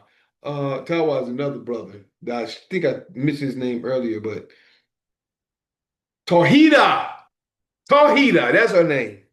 Tawhida, excuse me, Tawhida and Tawhida and I forgot, but the brother name I think it started with a Zoo. Uh, I forgot his name, but he passed. But Tawhida, she's still around in Atlanta, and you know, think I stayed over there with them a couple of nights, and I don't think they still knew about my situation. But I stayed over there with them a couple of nights, and after we got back, and he was telling me to do a couple of things or what have you, trying to calm myself down. But like I said, I had real love there, real love. I mean, not just through a couple. It was like the community. I was the first one to bring alkaline water to the people there. I'm the one bringing, and a lot of people knew me for me bringing the alkaline water, sharing the information, breaking it down. I knew a lot of people in Atlanta. That was like a family base for me. Family, I say family like a whole lot of real community. It was like I was like kind of like a nucleus in that community. A lot of people knew me in Atlanta at that time when I was there. Man, and it was beautiful. It was beautiful. So they helped me a lot. When I was going through these people, they helped me a lot, right? Then um the brother, I wish I could remember his name to give him the respect that I would like to share, but I can't remember his name. But he had like a house gathering, right? He had like a house gathering, and he invited all of us to come through. We there. And this is when I see Tanisha again for I think this is my second or third time seeing her, but just like I did with Joanne, I seen her in passing. First time me and Tanisha met, which is the one that had my last child, right? First time we met on the dance floor um, at a what we call it show love at a show love it's this guy who always come. I think every month they would have house parties, and it would be, and this was called show love, right? And I think that was the name of it. But everybody have a house party, we get out and dance with us. So me and her, we danced the first time we first met, right? And I don't know if we changed numbers or not, but she wanted to do dance classes, so I think I gave her my number. But sometimes, I'd be so busy, sometimes I miss. So it wasn't right then, but later on when she called me, she said she called me. And I don't know if we talked or not, but I'd be so busy. I'd be so busy. I may have missed, and we may have just missed each other in passing, whatever, on that call. But then I remember seeing her out, and I think we had a conversation, not even conversation, hey, how you doing? Yeah, you do the dance, and then whatever, whatever. That was it, and that was in passing. The next time I saw her at this house situation, right? And she was there, and this guy named Sunrod was with her, right? So I seen her, they were together, but I didn't know how they were together, but they were together. Um, and this was in November. This was in November when I saw her. Never connected to try to get together, but we did talk a little bit. Hey, how you doing? Whatever. And we kind of talked. I introduced myself to him, shutting down. Introduced myself to the brother. What we got over here? This is Facebook.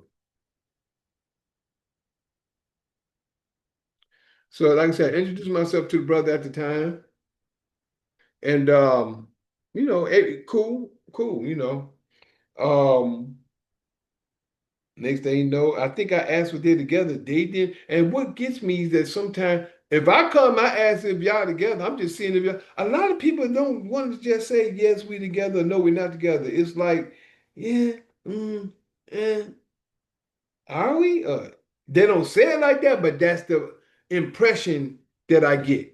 And I got that plenty of times. You know what I'm saying? I got that plenty of times. I got plenty of times. I kept getting impressions of, are y'all together? And you never really get a, yeah, we together, or no, we're not together, or don't get it.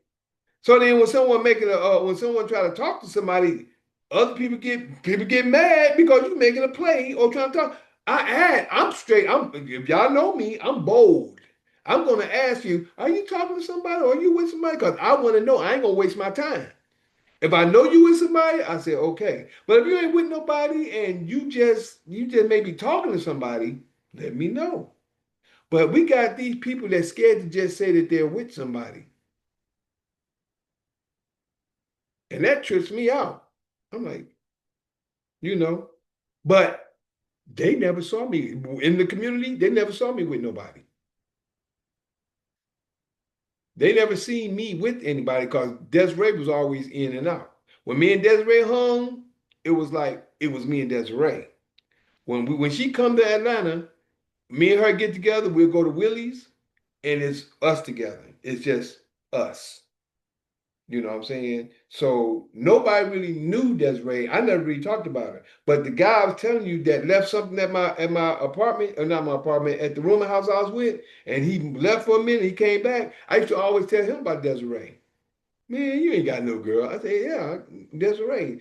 I told him, and I think me and him, we've been knowing each other for like about 2 or 3 years. And don't forget, me and Desiree had a 10-year relationship, but it was long distance. So when I get with her, he wasn't around or he wouldn't see me because either I get with her and either I would go to Alabama and stay there with her for 2 or 3 days or the week, or sometime I would be there for the weekend. Mostly I would be there for a week. It wouldn't really be a weekend, probably a weekend because I had my own, I didn't have a job to go back home to. I had my own business. I was doing my own thing. You know what I'm saying? So when I go, I spend my time, and it'll at least be a week or two sometime. It wouldn't just be a weekend because I ain't gonna waste my time like that. But I go out there, stay with her for a week or two. When she come, she'll come to town and she'll be with me either for the weekend because she had the job.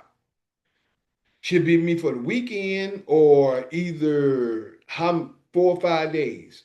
We would, but when it be us, it be us. We get a hotel room or what have you. It be us. You know what I'm saying? So nobody really even seen Desiree. A lot of people thought, some people started thinking I was gay. They didn't know my relationship. They didn't know nothing about me. They only knew that I was the alkaline water guy, and I didn't carry myself as my stepfather would say. I didn't carry myself like that. I'd be out here, hey, how you doing? And still be, hey, what's going on, whatever, whatever. Chilling with everybody, but they never knew my personal relationship. So a lot of people didn't know. Like I said, certain people thought, even the sister that was coming to that was coming to do the vegan meals. Me and her had a conversation one day. She was going to do her name was Nikki. That's her name. But her name was Nikki Ma'at, I believe it is. Nikki Ma'at, and she's on Facebook too sometime. I think I haven't seen her in a minute. But Nikki Ma'at, that was her name. Um, she was doing a vegan meal at our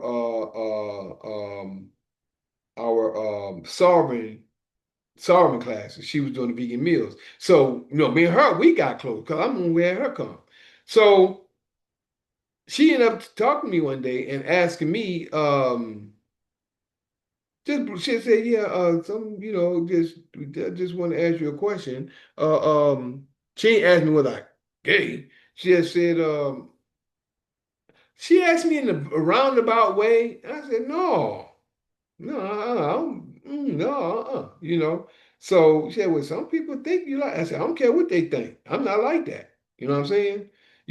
But then Dawa, this other brother that I was telling you about, might as well put it out there now. Uh, Dawa, because I think he bought water from me. And like I said, I didn't really know too much about massages. I didn't know too much about. And he said, well, because he presented to me. So whatever he presented to me, I'm thinking it's gonna be cool, whatever it was. And whatever his job was that he did, he said, well, I'll go ahead and hook you up on the massage or something like whatever it was.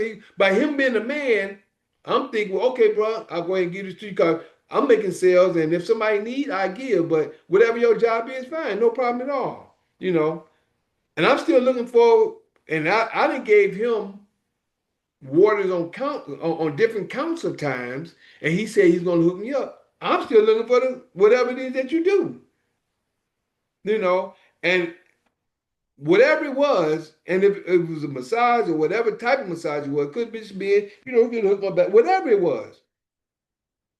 I knew it wasn't gonna be nothing or whatever because he'll do so whatever it was because he said, well, okay, bro, I'm gonna do this and do that, and he a cool brother, and like I said, and he was part of the community. He was having gatherings. Matter of fact, he had his brother coming from Chicago. His name was not Netter. Uh, he would come and he was very knowledgeable. He would teach from oh man, I can't think. He would teach of a nation of people that's supposed to be coming from beyond the stars, and I cannot think of the name right now, even though it might be in the back of my mind. But I think I might still have his number in my phone or his name in my phone. I think I still have it because a lot of my numbers still there. It might be somewhere down the line in my phone if I find it, but oh man, I can't think of his name. But he used to come and he used to teach and stuff like that and share information. That was in the earlier days, though. But I just brought that up to bring that out to be another remembrance of something that I got to remember actually where the pinpoint that was, where that was at. Mm. I also forgot, I think it was around the time of no, it wasn't 2011. Just trying to remember certain things to bring into the fold for the story when I really bring it out. Just have to put it out there because as I'm speaking now, I'm remembering things. Things are coming up as I'm remembering. So back to Tanisha. That I'm glad wherever I put there is going to be there for later. But now back to Tanisha and Sun Ra. So we had Tahita, Tahita and her husband house for this event. And there's a lady doing the I took them upstairs. The sound bowl. Oh, it's right here. I ain't gonna bring it out right now though. To do the sound bowl, right? And I have a couple myself. To do the sound bowl. And she had a whole lot of them and she was doing that. It was really nice. And it was really nice little event. Me and Tanisha got to talking a little bit, you know. And at this time, um, I was needing a place to go do my alkaline water. So what I would do, I had my roller buggy with my machine in it, and I carry my bag. So at certain time, I would ask certain people, "Can I come to their house? I give them some change. Can I make my water at their place?" But I think I also had someone. I think I had someone driving me at the time as well. But at this time, um, this was in November. I say they're coming for you in 3 months' time, or in 3 months' time they're coming for you, something like that. Like I said, I was terrified between that time. Now comes November, which is 3 months after August, September, October, November. Now November, I'm at this place, meet up with see Tanisha again, see Sunrise and everybody else. Then I don't know if we switched numbers or what. Because like I said, I asked her was they married or whatever, or not married, because none of them were married, but was they together? It wasn't like it really wasn't. It was like up in the air. So I don't know if we switched numbers that time or how we did, but um I remember making water um over another little couple, another young couple, is where they look alike that we knew around the community. They look alike, and this guy he was very organic stuff like that. I was making water at his place a few times, and then I remember just I don't know, me and Tanisha connected some type of way, and I asked her can I make some water over her house, and she picked me up in her van. She picked me up in her van from the train station. She picked me up in her van. We ended up going to her house. This was like, okay, November, a few weeks later. I guess Sun Ra, like I said, we didn't know if they were together or not. Sun Ra went to California. So I think they broke up, is what I think happened. They was cool, but I think they broke up because I don't think he never came back. So this was because now in November, I'm remembering now November and December. Now, yeah. So now, around this time, me and Tanisha, we kind of, we being friends, we friends. Now, me and Tanisha is getting to know each other, but not getting to know each other, just as friend call. Now, what I forgot to share is this. I end up moving in with another friend of mine. It's not Nicole. What was her name? Uh, Felicia. His sister named Felicia. She had two boys.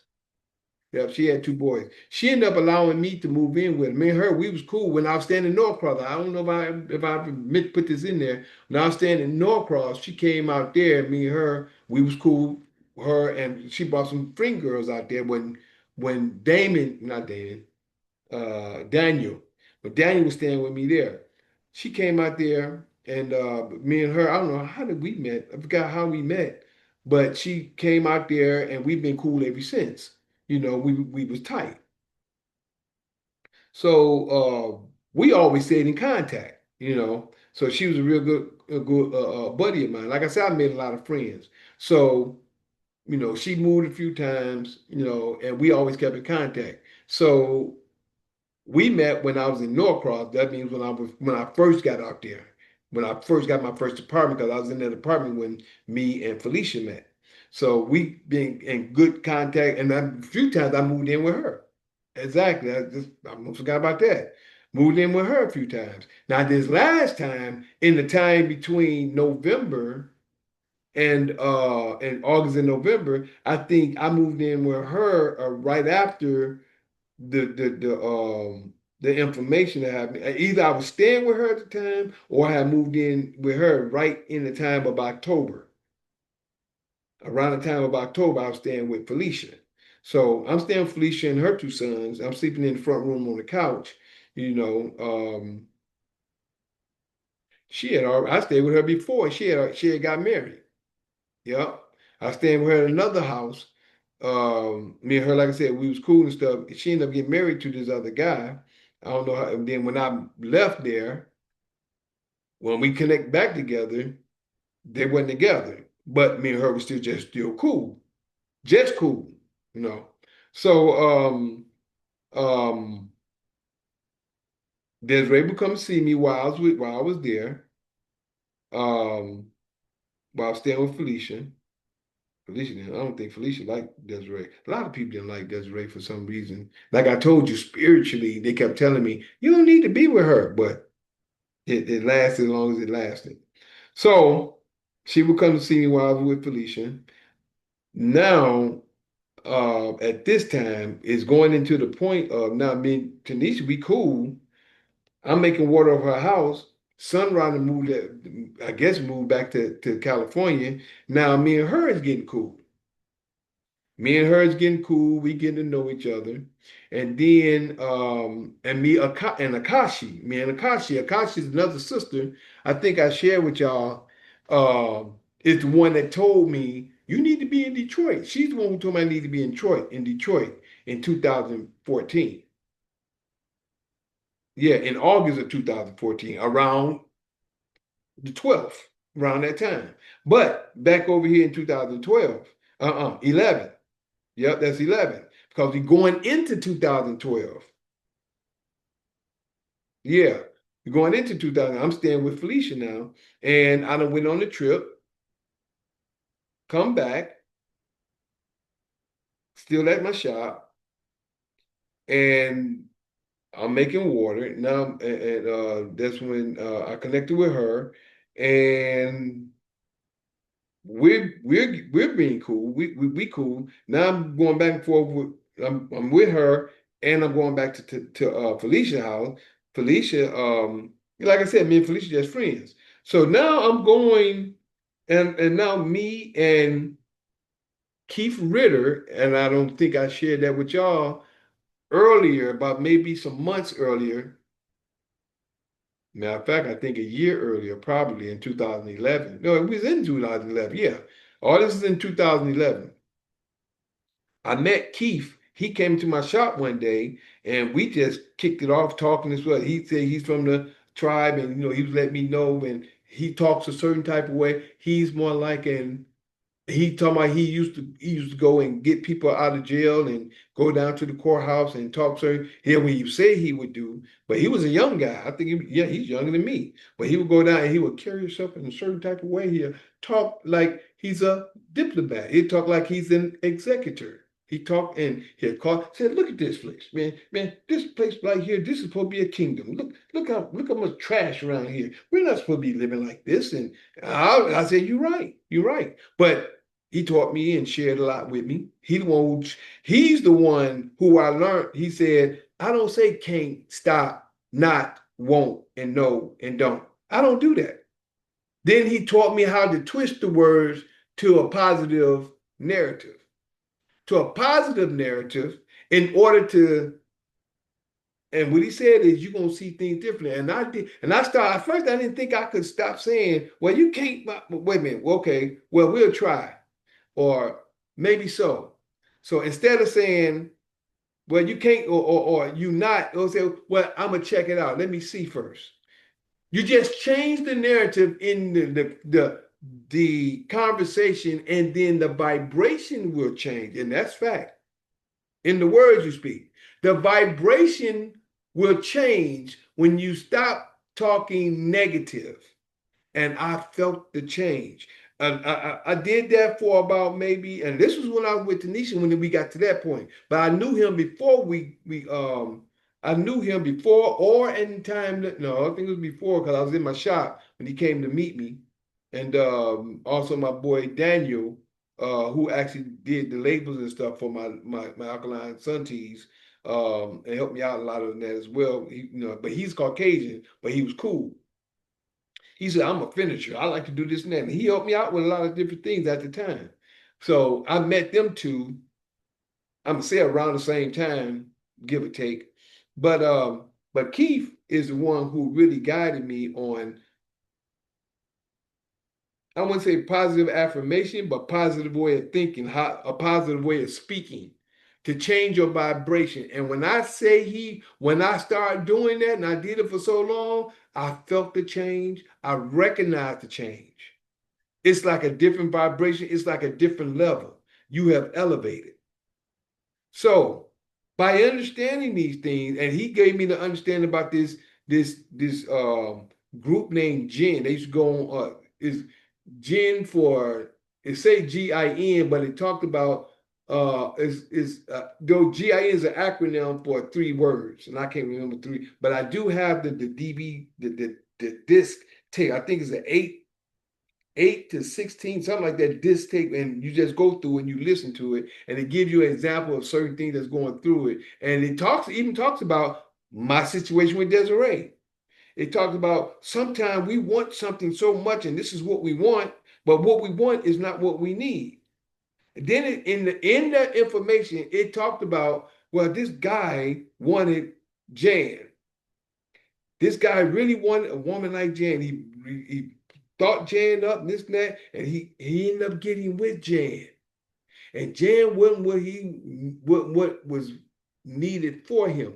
But he saw Sue over here, but he looked over Sue to get with Jan and end up being with Sue, finding out that Sue was the better match for him, even though at first he thought he wanted Jan. And that was just one of the scenarios in the Jen book. I'm calling it Jen because of the acronym, but I forgot the name of the words. So it was a group that was doing that. So and it's fact. So he shared that with me. I learned and I started practicing it and I started doing it. When you start practicing certain things, you start to understand and see certain things from what you come to know. And that's why I always try to tell me what you know, not hypothetically, what if and all. Tell me what you know. When you give me what you know, we on facts. And that's all I try to share with people. And that's why I try to stand. Let's stay on fact. So if I'm saying what I'm saying and I'm telling you what I know, that's all I try to share with what I'm saying. So when I've come to learn from that situation and I felt the energy, I'm seeing the energy, I'm seeing everything, and not only that, I'm seeing negative people that used to be around me start to fall off. More positive people are coming around. I'm seeing it. I'm experiencing it. I'm understanding it. So this is just something I wanted to share with you. And this is around the time that me and Tanisha is growing together. He would come over to the house sometime, whatever. She had this place she called Serenity. I might as well put that in there because that's a part. The house that she stayed in called Serenity. And it was more like open house. You know, it was more like open house, but in a sense, you know, but that was her home. So he shared that with me in the beginning of my relationship, beginning to learn to get to know Tanisha. Akashi, before we even started getting to there, and Akashi even gave me some type of reading about whatever it was. She told me, she said, um, the woman you're gonna be with, or she said she never met Tanisha, but she told me that she told me about this woman you're gonna end up getting with. She's slim. I don't know if she said slim or whatever, but she practically said that it was Tanisha. And I didn't know if it was or wasn't. I just know me and her was growing and getting to know each other. And I remember that was at that when Kanakashi shared that information. So I remember one time me, on Keith, Tanisha was there, and a couple more people. A group of us went out to this certain place where we went jogging for about 5 miles. They thought they were gonna leave me. They didn't think that I was gonna be up for it. I was I was ahead of them. I was either ahead of them or right with them, because I was jogging right along with them. They knew I was older, but they didn't know I was in shape. So they thought that I was gonna be left and thought I was gonna be tired out, but I wasn't. You know, I think on I think he one who kept putting out. I think on kept breaking down. We had to wait on him a few times. Like, come on, y'all, let's go. So in that time when we went out to jog, whatever, I remember we was going across a creek. And as we was going across the creek, I was it was like a little bank up ahead. A creek is like here. We going across the rocks and stuff. A bank is right here. When I say literally right here, it's like about where I'm talking about. If not chest level, is about right here. And then the brothers got up there. Tanisha was behind me. I picked her up like in cradle. She grabbed me around my neck. I grabbed her and I put her up there and I pushed her up. And then I think Keith said, "She trusts you." I think Keith. I remember hearing one of them saying, "She trusts you." And I think that's when our relationship kind of grew from that point on. Because Akashi had already told me that the a female you're gonna end up being with or getting close to or whatever, and was describing Tanisha. Never saw Tanisha.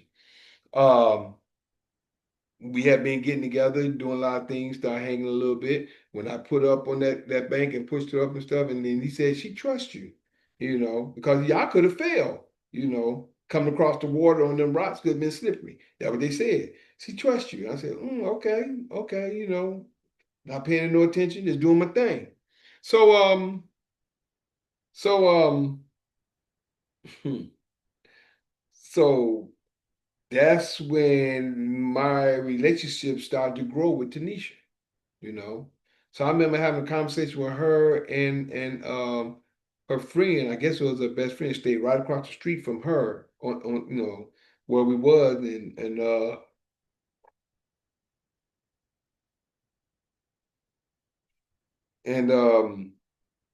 I remember our first conversation, really when we started having a conversation, uh, they was talking about certain things, and I started talking about good times and how things going on today and situations and things like that, or what have you, And I guess that's where we'll start off next week with Tanisha and my relationship with her. I'm not gonna get too much in it because it's kind of private, but it really wasn't. Yeah, it was kind of private, But I'll start off with next week. I'm gonna start off with my relationship with Tanisha. So, and just cutting down and going through and making it through. And I'm glad a lot of this stuff is coming out. And tonight, a lot of stuff came out that I didn't even realize, especially when it came to Calvin, um, trying to set us up.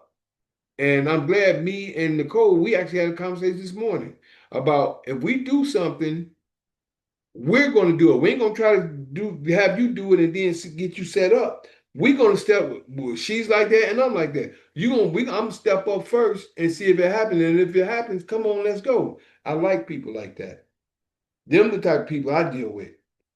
Why? It's because that their integrity is intact. They ain't trying to set nobody up. I love that about people like that. And Nicole, I sure appreciate you for even being in our family. You know what I'm saying? Because of that mindset. But other than that, it's time for us to start standing in our executive order and in our way of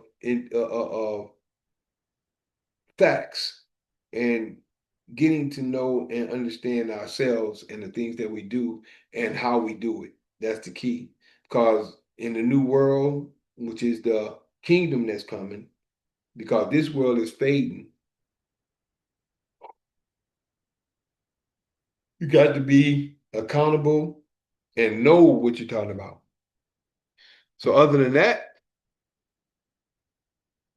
getting ready to say. So what's your thought? What's your thought, Nicole? Nicole? This is interesting because I just got off of work, and I was so I when I came in, I wasn't even aware of like the homelessness or anything. So I'm not sure what you talked about before, but I was I just like all to. this is all about my life. This is life of Mikael's life of Mikael question and answer. Um this is 15, this is 15 and 16.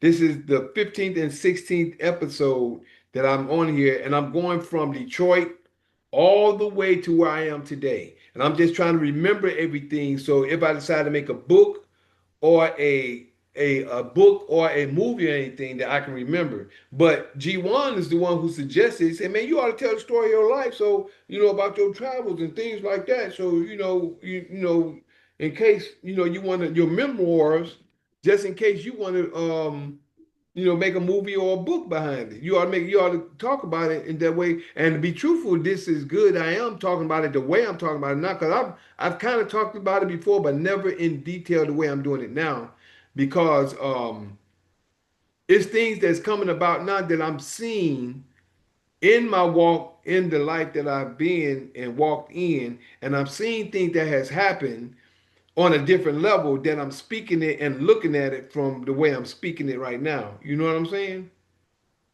Well, when I came in, I just want to know what happened so bad that you left a home and you didn't have nowhere to go. What happened so bad? Yeah, you missed that part. And I don't think I got that on this anyway. I'm glad you're asking that question. The point is that Tay and MCAT was really the ones that got the apartment at this time, and I was just another brother needed a place to stay, just like when me, Zen, when you wasn't in the part at this point, but me, this brother named Zen and Tay, we all had a house together. Hmm. So at this point, um, Zen was out the picture. Um, Tay and MCAT was paying for the house, and I was just supposed to be in there for a little while.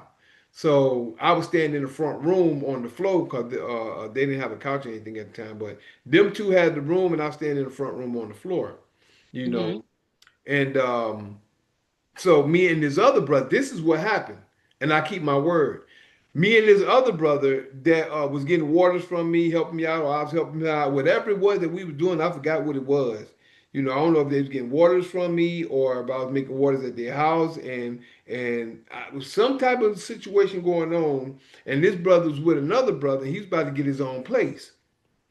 And his son, I think, was on drugs or something like that. And he said, "Man, I'm done with my son." I don't know what it was. I ain't gonna say if he's on. I don't know if he's on drugs, but I believe that's what it was. But the point is, he said, "Man, I need somebody to be at this house with me over here," because he had like a deformed arm. One of his arms kind of deformed. Okay. So he needs somebody over at the house with him at this other place. So he'd like to have like a roommate or something like that. And I said, "Okay, bro, I'm looking for another place anyway because these other brothers got this house, and I'm kind of crowding it because I'm staying in the front room on the floor." So yeah. And this was in June that me and him was having this conversation. 'Cause, then he said in July he's going to move. Oh, Hmm. I forgot to miss this. I missed something as well. Yeah, I missed something in July that I need to put. I'm glad I'm right here sharing this information. I'm glad you asked that question. and I'm going to put it in here, even though I'm a little high up in the conversation. Um, so he asked me to stay with him. I said, okay. And I said, you sure? You sure? Now I'm gonna let them know that I'm gonna move and I keep my word. So, cause they, they really want their place, but they was, some people kind of tolerate you. You cool and stuff. They try to tolerate you, even though they know they really, what I'm saying? Right. They want their space. So, and even though they don't say it, you feel it. You know what I'm saying? Right. And I don't like Right. being in people's space like that. So what happened was, um, the brother got all the way down to the date that we supposed to be moving, and I'm ready to make the move. And he said, "Well, bro, I can't do it. My son gonna move in." I said, "Bro, you said, man, it." He said, "Man, my son gonna move in. I can't let my son be in the street." I said, "Bro, you told me." I said, he said, "Well, just tell them, you can't do it right now. You just gonna stay there." I said, "I gave them my word, man. I gave them my word. I told them I was gonna move out and what have you. So, I gave my word. They didn't know that what happened, that I did the thing that they didn't even know. Uh-huh. You see what I'm saying? So when he said that he couldn't do it, I was like a rock caught in a hard place. He couldn't do Right. it. I told them I was moving. That's how I got out to be homeless. So, Oh wow. you know what I'm saying? Okay. Okay. That's how I got to be homeless. So I ended up being like that for about maybe a month, if so. And then I seen the back of the store, and I said, "Let me go back here and lay down." So that was my spot for the next month, maybe month. I may Okay. have been back there for about a month or two, if that. But when I got that epiphany, or that spirit said, and I was fasting that day because I hadn't had none the whole day. I was Mm. either staying with, I may have already been staying with Felicia then, or it might have been before I was staying with Felicia. But this is in the time of August, and the spirit said they're coming for you in 3 months' time. I never actually understood who they were, but I was Okay. terrified. Spiritually, I'm telling you, I was terrified. I was like, I didn't know what was gonna happen. Boy, I'm thinking I didn't know what was gonna happen. I just knew I thought the FEMA camps was coming. I thought that's that time when all that stuff was going on at that time. And I was out there saying, repent, repent, just like I did back when I was across seas, when I went through my spiritual awakening. So me going through that, and then what I wanted to share as well is that I did forget, and you just brought it back in July of 2012, 2011, because all this is 2011 going into 2012. In July of 2011, I went to go stay with Desiree. It wasn't a month; it was about a week. But when I went to stay with her, I went to stay with her, but we stayed over her father's house a day or two, right? When we stayed at her father's house, now he was. I'm just gonna say he drank all the time. I'm just gonna say that, okay? And me and him is around the same age. We're around the same age, or he may be just a little older than me, or I may be a little. It's around that. But me and her father's around the same age. I'm gonna say that much because I'm 17 years older than she was. At the time she was 22 when I met her. I was 38, 39 when I met Desiree. But like I said, when I met her, I felt it was like I fell in love at first sight. I was like, man, but she didn't mind talking to me. We hollered, we got together, and that story I shared last week. But in this week in July, I ended up going out there to visit, and um, we would have like small spats, whatever. But it was something that happened to the point where I left and I went, and I used to go for long walks, and I walked for a long. Didn't know nothing about Alabama. I walked for a ways. I walked for about an hour and maybe came and walked back. Could have got picked up. Anything could have happened to me out there. And I don't know. I think she said she went out there looking for me. I don't know if she did or didn't. I think she said it, but but she was driving, I wasn't. But like I said, to me, even though things went the way they went, she seemed like she was a loyal woman to me, at the time. Um, and she was really high spirited, but I think what it was is she just wasn't for me because she was semi-feminist. I'm gonna say she was a feminist because she would help people do things or whatever, but she was just strong-minded, I guess you could say. Could be feminist, I don't know. Maybe it could be feminist, and I just couldn't see it because of how I felt about it. But the point is that that was my 10-year long distance relationship. It probably was longer than that. But we was I can say together, but we was in touch. I'm gonna say it like that. We was in touch until me and Joanne, you know. And when me and Joanne, she was really falling out the picture because I had made it back to Detroit, and she was kind of fading out the picture, you know. Because the father had already told me to put her away, put her out, not away, put her out in 2006. But she was stuck. I was like, man, I was stuck on her. So that's what it was, and that's what it is. Then. But I wanted to share that about we had that little spat, and in that little spat, her father was discombobulated. I had to help him move from one part of the room to another part of the room, and I think me helping him and me and him being of the same age, I didn't have none of this. None of this. I'm still smooth shaved and everything. Like I said, a lot of people say I look 20 years younger at the time. So, um, her father today, from that time on, when I helped him going through he really didn't like me being with her, but he seen that I was good for her. He knew I liked her. But she knew, and they all knew I liked her, that I loved her. Um, and they knew she loved me because she wouldn't have had me out there amongst them if she loved me in her own way, I guess. But I think she loved me at the time. But she just her family was more important. And when your man and a woman come together, that relationship is more important. So that just showed what was more important between. But all I'm thinking that if let me leave it where it's at. That's what I'm gonna say. I'm leaving it where it's at. I ain't gonna say no more. I ain't putting nothing else out there on that. But um, it is what it is. We where we at now compared to where we were. But the whole thing is hmm, but the whole thing on that I help. Let me just say it like this. My presence, I believe, helped him get off of drinking. Okay. Because after then, after me helping him out, and I think that's when he sobered up, and I think he's a better man today since that situation. That was in July of 2011. I remember that. July of 2011. So I think he's a better man today than he was before time because he was going through certain situations, and I don't want to put the business out there like that, but he was going through certain situations, and that at that time, I believe is when he stopped, and far as I knew since that time, he became a better man. I'm gonna leave it like that.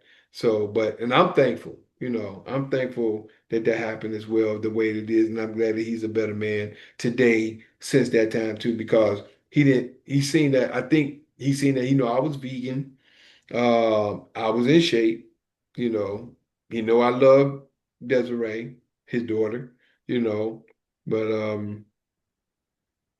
things That- moving, That's huh? good. No, no, I'm saying that's good because sometimes, you know what, we don't realize that we're not supposed to be in a relationship, but we're supposed to mend the relationship. There you go. Yeah, Yep. because And it's I not think about us sometime. a lot of it is not about us. It's a lot about Yeah, that's why we're here. We're here for the purpose of other people, but people don't realize that. A lot of people about me, I, and they don't even understand the hell they bring themselves to by being that way. yeah. I mean, people got to remember that. I mean, we all have a gift, and the gift is not for us. That's Yeah. right. I mean, I've been learning this, for a while now. Like you say, it's not about me. It's not about me at all. It's about how we give back and the way we do it. Yeah, yeah. And you know what? I don't know. I mean, I don't know if it's a bad habit, but I can't stop. Nope. Because you're in your executive office. You're in your executive administrative. You are an executive administrator because it's how we carry ourselves. Yeah, yeah. I don't know. My dad said you always got that problem. You always trying to save the world. He's like, who's trying to save you? I'm like, I think I'm doing pretty good. I think I'm good with the guy up there. Hey, that's who's saving you. Yeah, You know what I'm yeah, saying? A lot of people don't understand that. They don't understand it. yeah. I'm telling you, I know I'm favored, and I know that because half the things you know what, I don't even worry about it anymore. I don't either. I don't even worry about it anymore. I don't worry about, if I see a bill come and if it says this can whatever what it says this so I don't even remember what it says because I don't even worry about it no more. A disconnection or anything like that. Anything that happens around the house now, it just doesn't, it's already taken care of. There you go. It's That's already it. taken care of. Yeah. You know, all the things I learned, like it was something my daughter said last week, and it so happened it was actually the Tuesday. I said, you know what? I was like, nah. I said, I'm staying. I'm about to stay home, and because I really want to listen to this class. And it so happened everybody who came on the class on Tuesday, and Hmm. and you know what? I didn't miss a beat. I I know did you not did. You miss a were beat at quiet, all. huh? I said I didn't miss a beat from the class, and I didn't miss a beat from work um at all. Because I mean I don't know. I just she's like, well, how she's her mind frame is, well, I mean, you got to make your money and this and this. I'm like, I'm telling you, I said I'm fine. I'm telling you, I am fine. If I'm not worried about it, why are you so worried about it? Exactly. You know? I'm like, I was smooth. I was just fine. I was like, I needed this. Sometimes it's not always about, the material. It's the mental. Yeah. You know, and like with the like getting up and going to work and, having, first of all, having to take that mental abuse, that's not always the remedy. You know, self-preservation, that's the remedy. Remedy. Yes, then sit back sometimes. Hmm. My grandmother used to have this saying. She says, they always call me Nick. Nick, you don't have to shake the cherry tree all the time. Sometimes you can just hold your hand out. So, but Yeah. yeah, Yeah. So everything's what? working. Yeah. So what I'm gonna do is I'm gonna I'm next week I'm gonna start on me and Tanisha's relationship. Come back a little bit and start on me and Tanisha's relationship at that point because that's breaking it down, getting to 2014 from 2012, and and then from there, at the end of 2014, I'm making it back home, back to Detroit. So I'm just mainly doing this situation, trying to get a better understanding, and I'm like I said, I went over stuff tonight to see and understand that where certain things were manipulated, and I didn't even see it at the time, but know that this was an understanding to grow from and understand and see it today, you know. So let me go ahead and what I'm gonna do is I'm gonna go ahead and get ready to end tonight. I don't know if G1 want to say anything or not, but okay, good. Other than that, you know how we end it.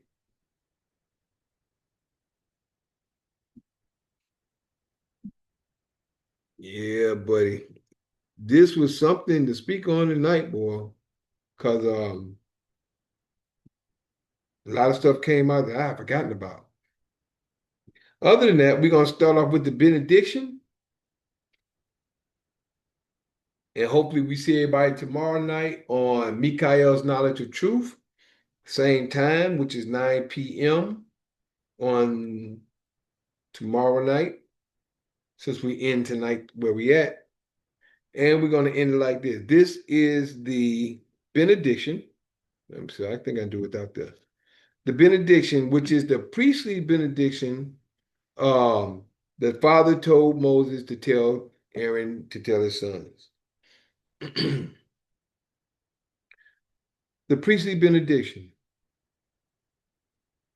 And Yah spake unto Yah, saying, and Yah spake unto Moses, saying, Speak unto Aaron and unto his sons, saying, On this wise ye shall bless the children of Israel, saying unto them, Yah bless thee and keep thee.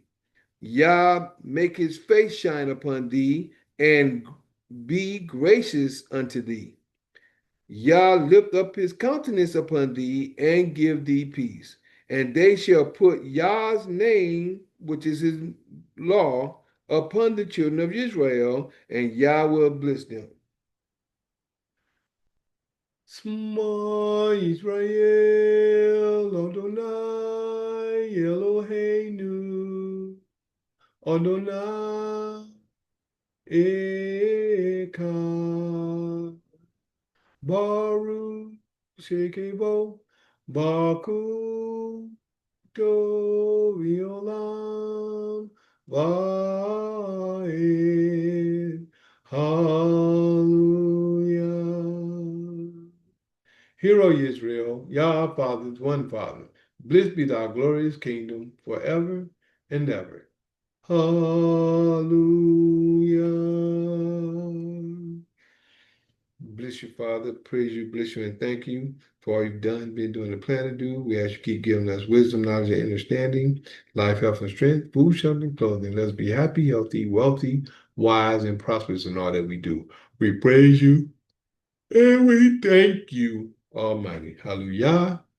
Hallelujah. Hallelujah. Thank you. All right. And for everybody else, if you like to keep in contact by texting or calling, you can always text or call at 770-572-5315. That's 770-572-5315. And you can always email me at lkhyym@gmail.com. That's lkhyym@gmail.com. Now, if you'd like to catch me on the part one and part two of the broadcasts or the broadcasts, part one and part two is on Facebook, Instagram, and YouTube. My YouTube is JuicePro33 on YouTube Live. That's YouTube Live. Part one and part two at JuicePro33, all together, one word, which is JUICEPRO33, excuse me. That's JUICEPRO33. Also, you can catch me on X, formerly known as Twitter. That's X, formerly known as Twitter, at JuicePro33 as well. Don't forget, you can like, subscribe, and share on YouTube, but that's also JuicePro33 on X, formerly known as Twitter, which is JUICEPRO33. That's JUICEPRO33. All right, all together. Now you can also catch us on. Oh, excuse me, I'm tired, y'all. You can also catch me on Instagram, if I say Instagram. You can also catch me on Instagram at L'chaim_the juice, which is spelled LKHYYM_THEJUICE. That's LKHYYM_THEJUICE. That's Instagram. And last but not least, for part 1 and part 2 is Facebook.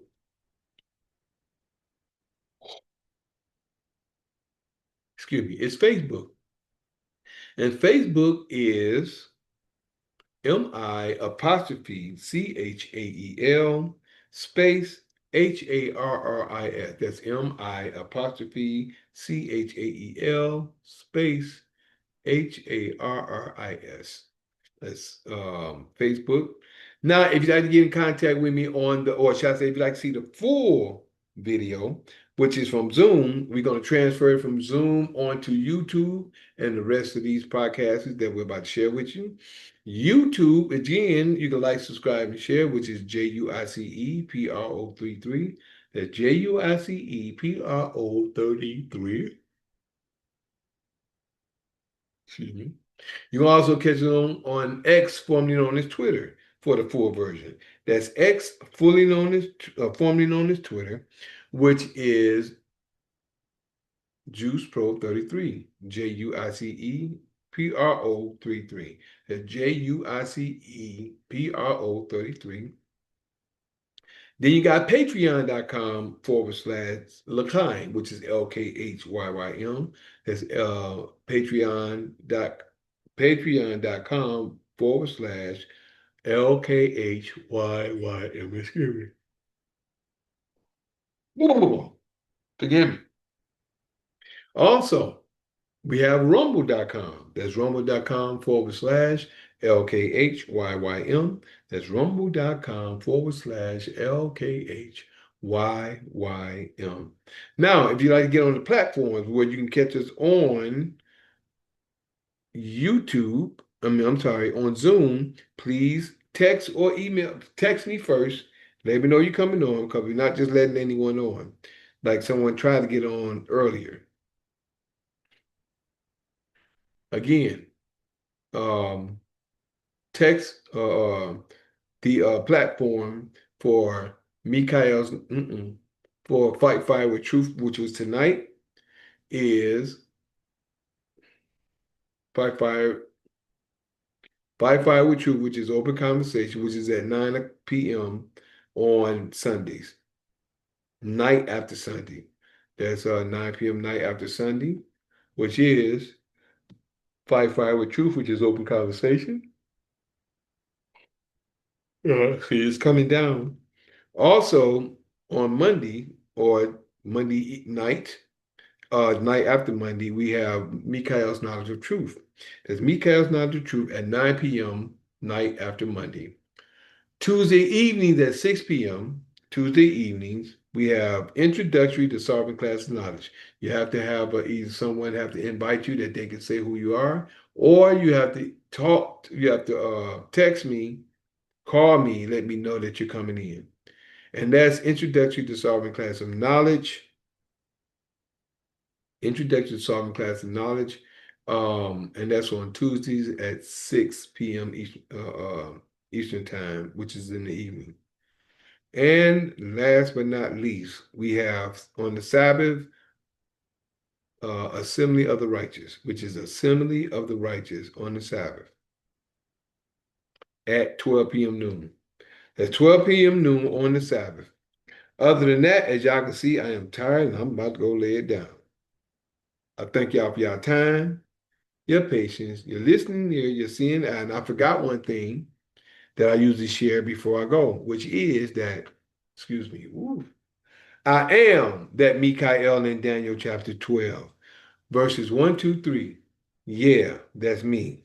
Showing the holy people who they're really supposed to be. Waking them out of their dead beds, which is really in their heads. For all of you who's living in the new, this is for you.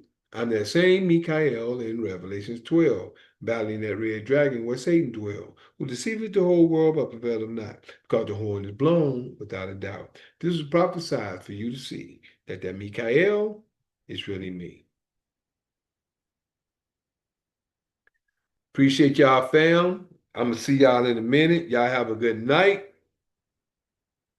And I'm gonna let Zoom go first. You good? Y'all good? Y'all have a good night.